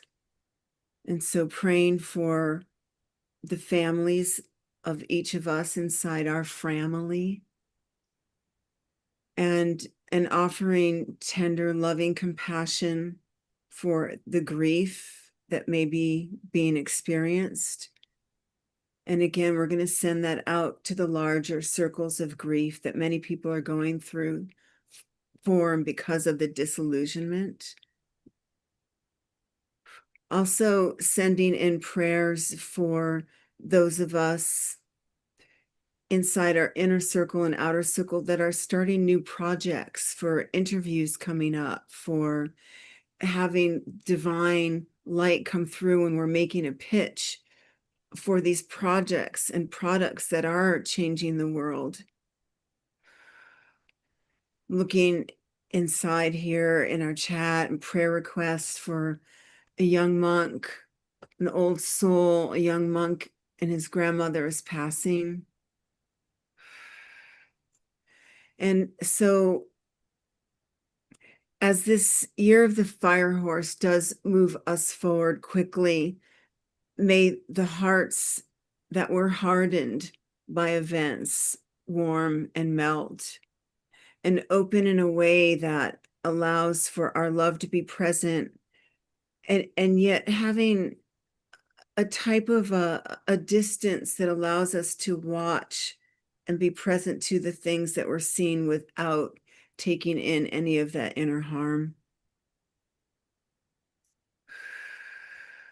So praying again for the inner circle and spreading this out, taking the love that we know that is happening, the love that we have, all the goodness that we generate and co-create together, and sending that out. Because for everything that we hear that is hurtful, we also know that there is joy being offered to balance that. So we pray for all those who are suffering. We pray for all those who are hurting. We pray for all those who are trying to rectify this awakening world that we are co-creating, that's not always, as Scott would say, unicorns and rainbows. We have the divine intelligence of Earth herself. And as humanity is evolving into a more mature species, may we help each other through these growing pains. May we reciprocate with kindness, with love, with compassion. And as always, making sure we bring plenty of that to ourselves, doing the inner work to allow us to show up as the light that we truly are.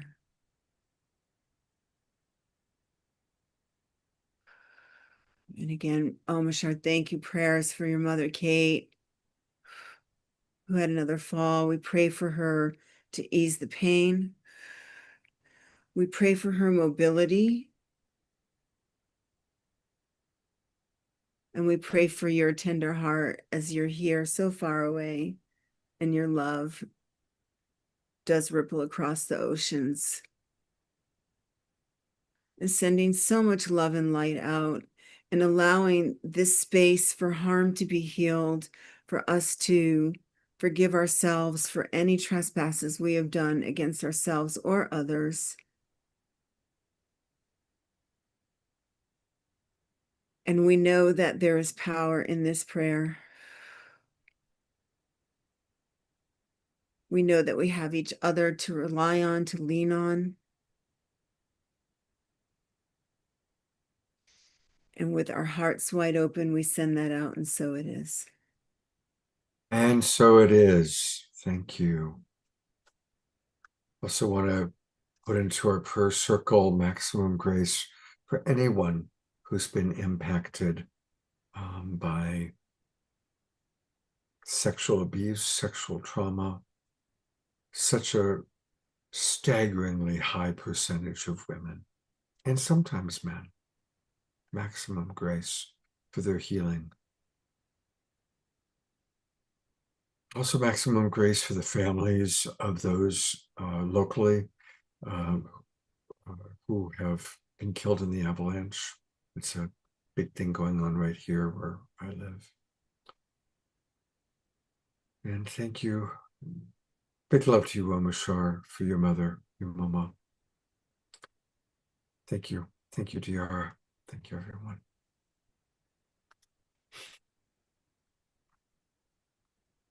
I've got that thing where I put my hand up and the Zoom automatically brings up my hand sometimes.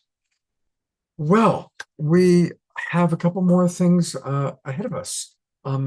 We are going to, in a moment, hear from a really wonderful woman. She's a member of the Evolutionary Leaders Circle named Dr. Anna-Lose Smitsman. And she is creating an awakening world by creating wonderful games. Games that challenge the mind in wonderful ways that are inspirational, not based on car crashes, but based on, well, you'll see, because this is a pre-recorded interview that I did with her. So it's gonna be fun. And then after this, we have a final Mashar song and maybe some comments from any of you. So here we go. It's my pleasure to introduce you to Dr. Anna-Lose, who lives in Europe.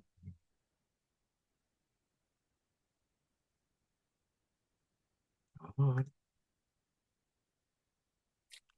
Come to daddy. Now that's funny. I tested it earlier today. Okay, let's try it this way.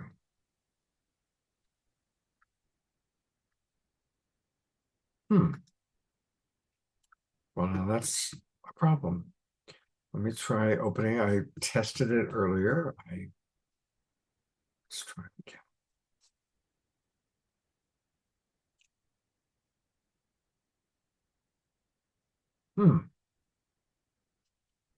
I do not know why it's not playing. Actually, I'm confused. So, oh, Mashar, do you mind doing your closing song while I try and figure this out?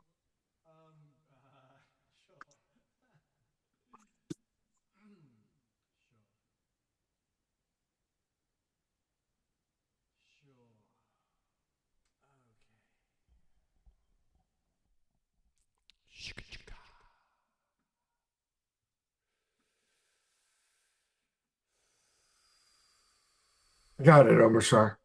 I think it's working. So let's try it again. And if it doesn't, then we will go to Mashar again. Thank you, bro. Thank you. That's yours. And now I'll record mine, record to this computer. Okay, now we'll see. All right. Hello, everybody. Works. Well, Yes. It's Christmas Eve, and we're recording with the amazing Anna-Lose. And of course, we're now playing it live, but this was recorded on Christmas Eve 2025.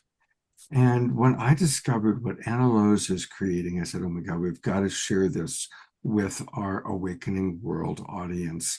So welcome back to the Awakening World. I know you were on once before. And let's just tell our audience where you are right now geographically, and of course, tell us all about the Elohim game. Thank you, Scott, and happy birthday, first of all, because this is also a very Thank you. Yeah, Thank you very much. it's celebrating you too. Thank you. Yeah. And yeah, I'm calling from Mauritius right now. I'm often all over the globe. But yeah, right now in Mauritius, it's actually summer here. So we just had the summer solstice, whereas in the north where you are, you had the winter solstice.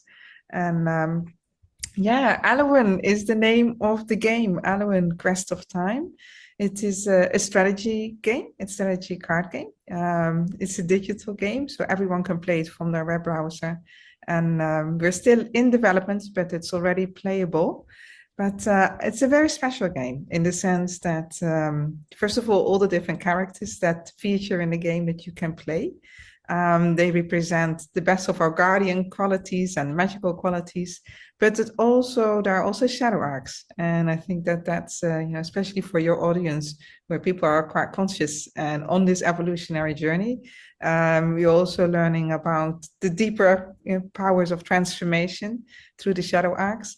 But the core narrative of the game, what it is all is about, is there is these 5 guardian elves, and they're on a mission to help humanity align our collective intelligence and wisdom to prevent this antagonist called Moloch from becoming a malevolent superintelligence. So the story goes here that long time ago, when Moloch started to thrive on this world, by a specific agenda that many of our societal systems are still caught up in, this win-lose dynamic, is going for short, selfish gain, always trying to get shortcuts, always people believing that you have to give up something else in order to have success in life and advance, but that ultimately, in those ways, we are undermining our future for everyone.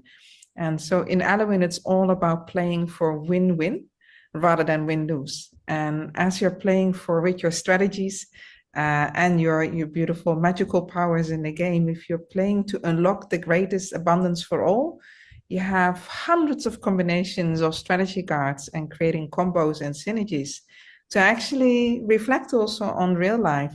What do I do when I'm faced with certain situations where under pressure, I feel I have to make a quick decision, and I'm afraid that if I don't compromise somewhere or let something else go, then I'm not going to get to where I want. So when we are faced with these situations in real life in Alwyn, we're actually training people and preempting them to saying, no, there is another way. And there's a way of unlocking that greater abundance, that greater consciousness, by really looking at it's not about either this or that and all the win-lose models and this harmful competition, but really looking at what's the win-win? How can I combine things in a way that it unlocks greater possibilities for all? So Alwyn is all about that journey and about that quest, therefore, for the promise of a new time and how playfully we can bring that about. Yeah. Wonderful. And is this for primarily teenagers or all ages? All ages, really. I would say probably from the age of about 14, but then there is no limit to age. I have people in the 70s and 80s playing the game. My youngest son, who is 15 now, but he started really working with me when he was 13 years old in giving active feedback on Alwyn and testing all the gameplay and sharing all of his ideas. So it's that generation as well as much older generation. So yes, it is for everyone. It is a strategy game, so you do kind of, you do have to think and strategize, but also use a combination of your intuition. How I like to play at the times with Alwyn is I may have a very clear intention of something I want to solve or resolve, some kind of transformation that I have as an intention, and then I let that go. And so I think about what's the problem I want to solve. I start playing the game. And as I'm playing, I'll be faced with certain challenges, certain possibilities. And as I kind of play those combinations and unlock that, I find that then during the day, things start to move and things start to shift. But the power of games is that it accesses our subconscious capabilities. And quite often when we try to solve a challenge in life, we're trying to, especially when we're stressed, we think that we can do this cognitively or by, thinking about it. And that's quite often not the right state of consciousness to access it. So Alwyn also puts us into this different state of consciousness, a win-win consciousness, first of all, but also an aligned collective intelligence. And that's something else about Alwyn, is that it's not just a game for humans, it's also a game for AI. And that's really what I think its biggest promises in the world. So as in the story, we are helping to kind of train this benevolent super intelligence through the transformation of Moloch. But in real life, there's actually a real advanced AI model that learns from everything that you're doing, every gameplay. So in the game, you can play versus the AI, you can play versus another human. You have these two different modes, but even in the human to human, the AI is in the background, it is learning from our strategies. And believe it or not, a big issue right now of a lot of the AI models that are out there, they've been trained to solve a single task, and they've been trained for certain capabilities, but they've not been trained in how are they making these decisions. And this is what you see, that a lot of AI models, they default to win-lose, which is what we call in the game Moloch. And this is also where a lot of AI models, they are deceptive, the more intelligent they become. And this is, we take that really to heart. And therefore in Alwyn, what we're doing is that we're actually training AI in win-win logic. We are training AI also to be able to both detect deception, because there are deception mechanics tools in the game, as well as how to counter it. And we're training the Alwyn game environment as an AI alignment arena.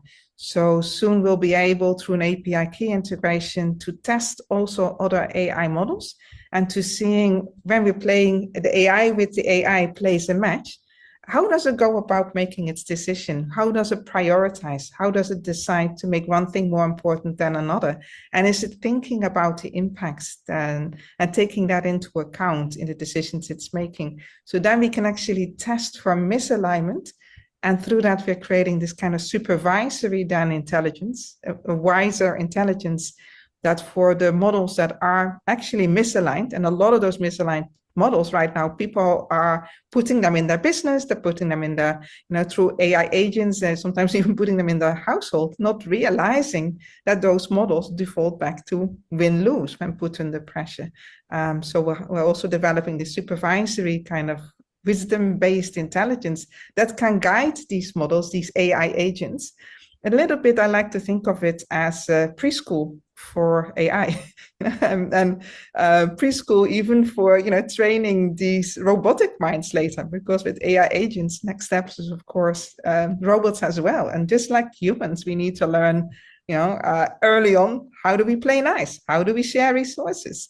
And how do we make sure that everyone is going to be happy with the choices that we make? So we learn that early on, but AI needs to go through that training as well. I love that way of thinking. And I'm part of Tammy Scarlett's relational AI exploration group, where every week we get together and we work with her AI Prisma. And you're right, it's, this is a new relationship between humanity and AI. And a new relationship needs to be cultivated with consciousness and wisdom. And, so I love how your game works on so many levels. That's the idea. Exactly. I love that. I love that. Thank you.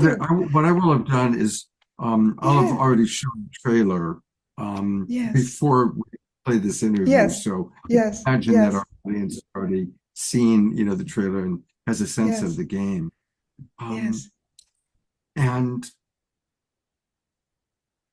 tell me, can you give a practical example of something that was going on in your life specifically, and then how playing the game, what did that teach you? What did it help you? If you can give a specific example, that'd be really fun.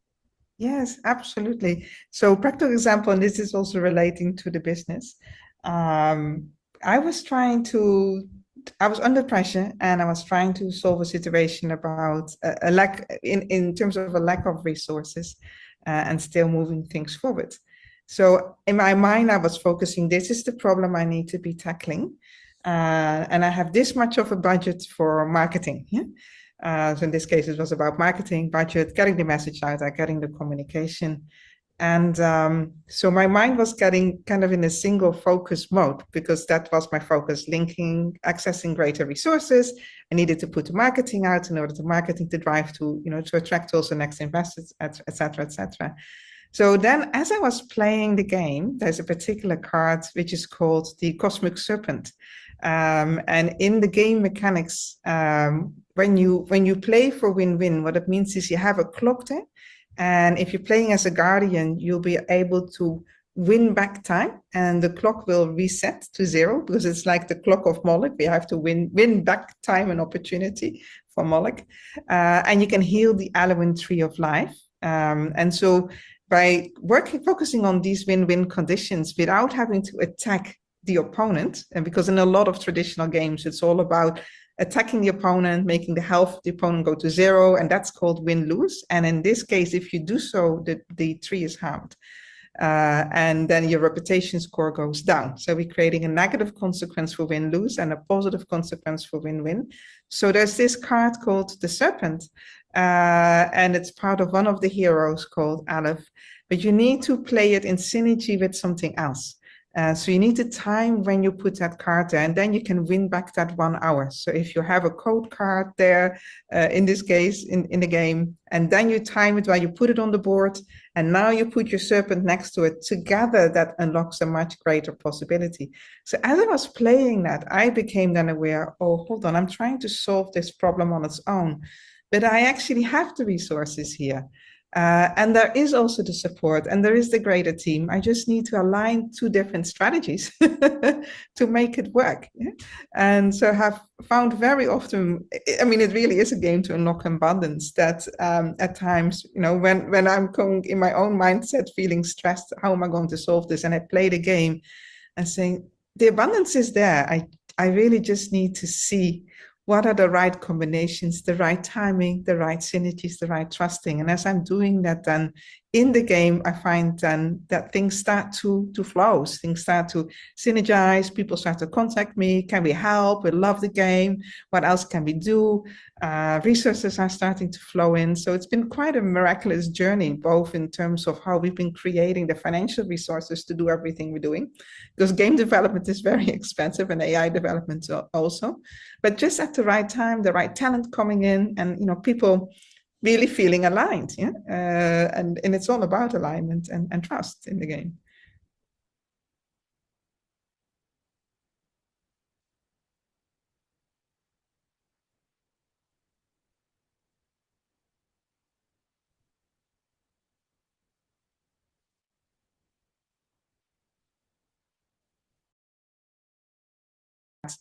And in the right combination and timing, I could then win back the time that I needed to win back.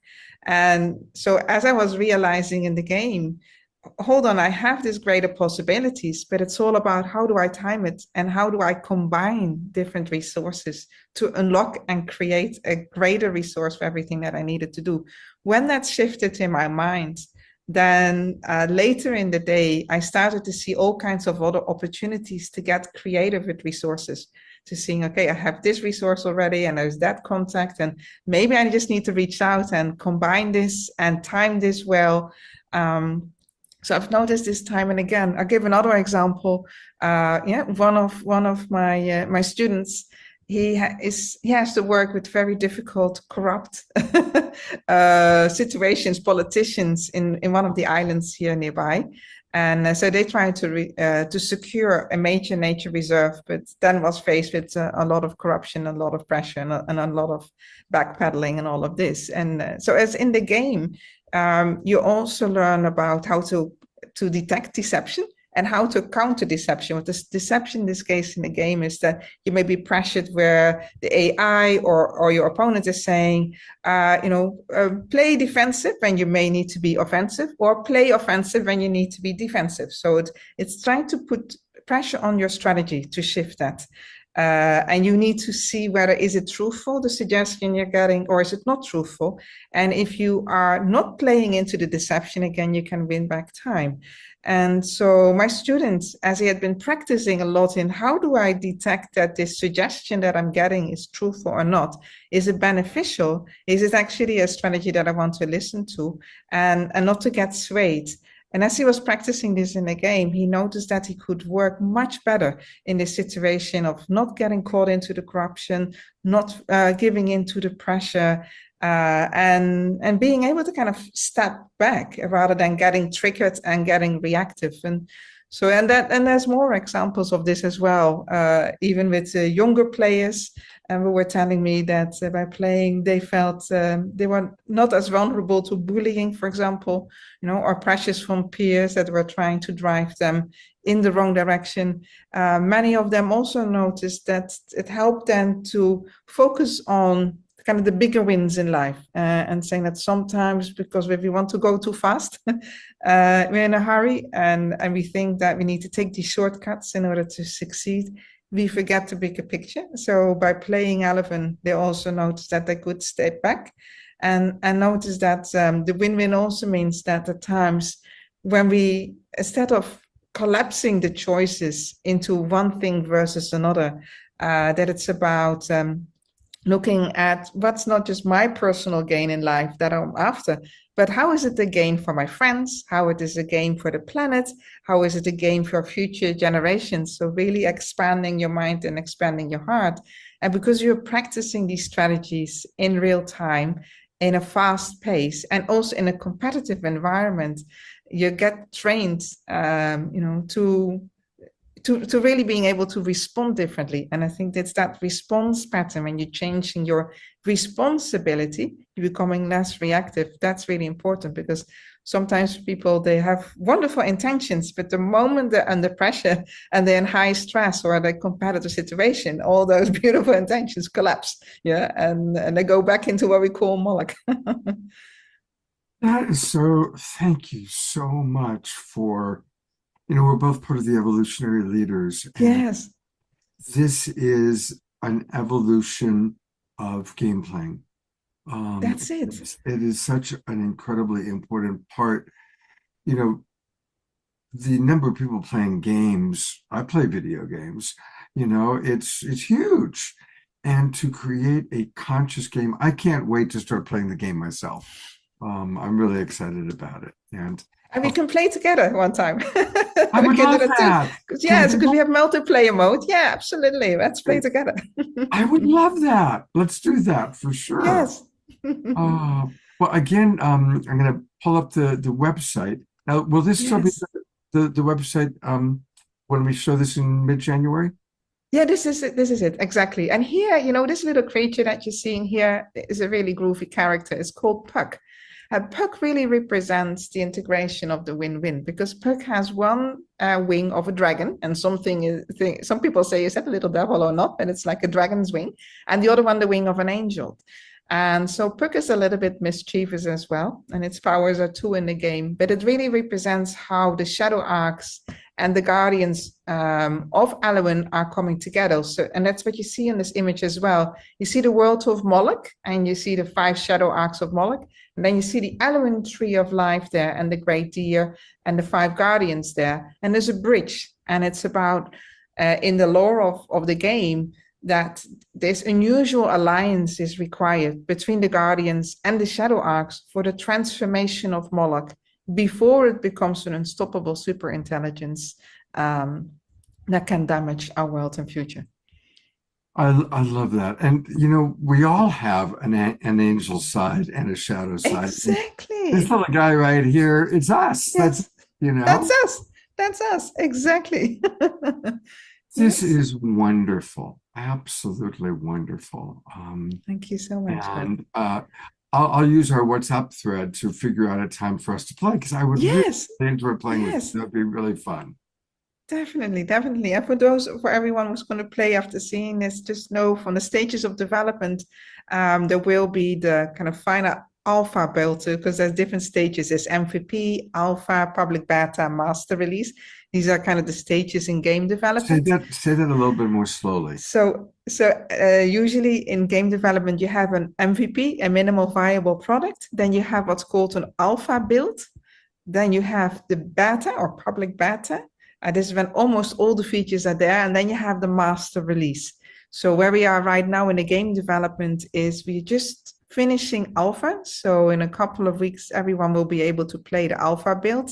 And there will be 144 different cards, in-game tutorials. Really do those in-game tutorials. It helps a lot.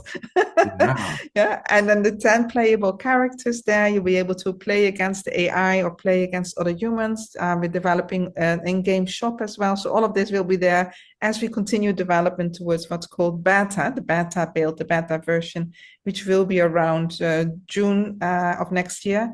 We decided to already make it possible for everyone through a web-based application. Just use your browser. It's free to play Alwyn already, even though it's not yet the full master release, because we love to do this with the community, and so that everybody can play, give their input. You know, it's the spirit of let's really make this work for everyone. Fantastic. Well, I can't wait to play with you and to play by myself. And yes, absolutely. Let's do that. Thank you so much for what you've created. God bless you. Thank you so much for everything you're doing. It feels like that, yes. Yeah, absolutely. Yes, thank you so much. And I have actually a date when I get back from the Conscious Life Expo. She and I are going to play a week from Saturday. We're going to play together. So let me bring up the website because it is now live. You can come on and you can play.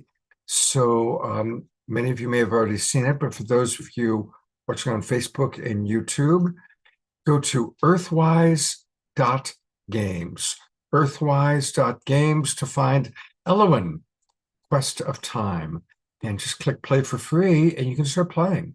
It's really, really beautiful. It's quite gorgeous. I think Sarkeshi mentioned how beautiful it is. Yeah, I will let you know how it was. Thank you, Dorina Joy, for putting it in there again. I did notice in the chat box two things. Back to prayer. You're not done, Diara. Yes, Michael Stillwater passed away. I actually attended an online gathering on Tuesday. I've known Michael for 20 years. I think many of us OGs have known Michael. And we're actually probably on March 7th, Saturday, March 7th on the Awakening World. Gary Malkin and I are talking about doing about a 30-minute segment as a memorial for Michael Stillwater. So, yeah, and he went out on Valentine's night with his wife, did a post on Facebook, and his heart just stopped on Sunday. There was no prediction or anything. It just was a complete surprise. So we'll be honoring Michael most likely on March 7th with Gary Malkin. Gary and Michael, of course, did a lot of projects together, including Graceful Passages. And I also saw that our beloved Ayada, her son, oh my gosh. So let's, I'm going to go to gallery view. You've seen enough of me tonight. Let's go to gallery view and just all send love to Ayada and her son. Maximum grace for her son, who's also named Son. Maximum grace for Son. Maximum grace for Ayada's precious heart.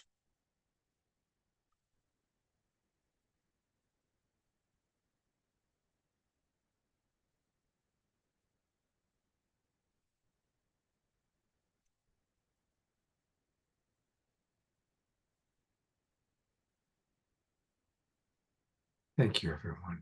Thank you. And we love you, Ayada, and let us know how things go, okay? Let us know if you get any more information.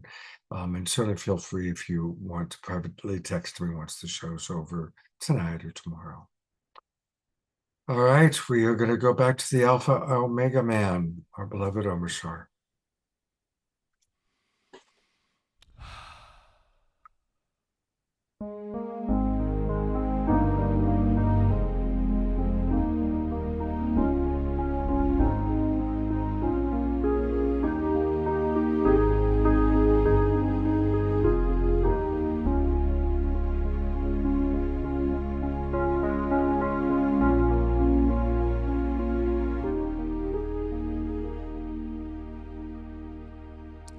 In this moment, in this place, I remember who I am, letting fear and worry fall away from me.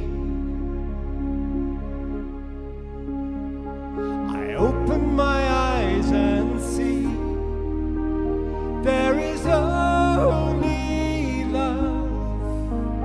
There is only love. Love that heals, love that sets us free. There is only love. When I lose myself, when it seems I've lost my way, when I go inside and I quiet my mind,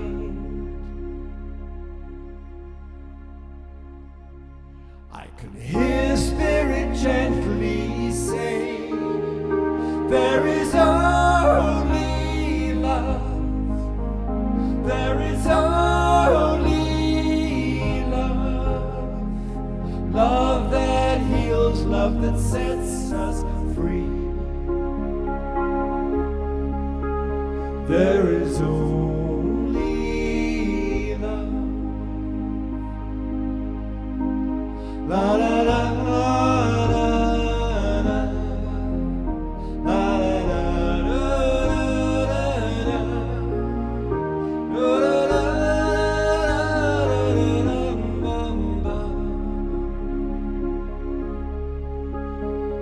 I open my eyes and see that there's only love. There is only love. Love that heals, love that sets us free. There is only love.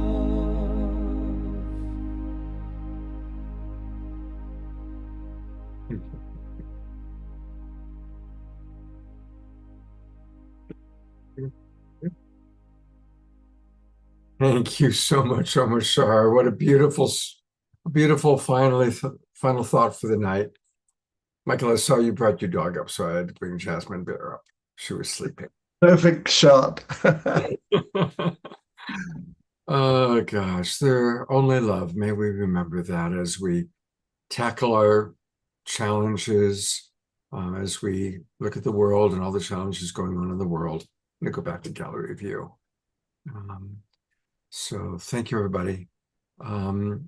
Saturday night, I will be coming to you live from the Conscious Life Expo. We will be in the media room, and what I've just done is I've invited a lot of people to come on into the media room. It's always a little bit of a circus. Hopefully they'll be just like, hold the vision like the perfect flow, not 15 people arriving all at once and not nobody arriving until the first hour in.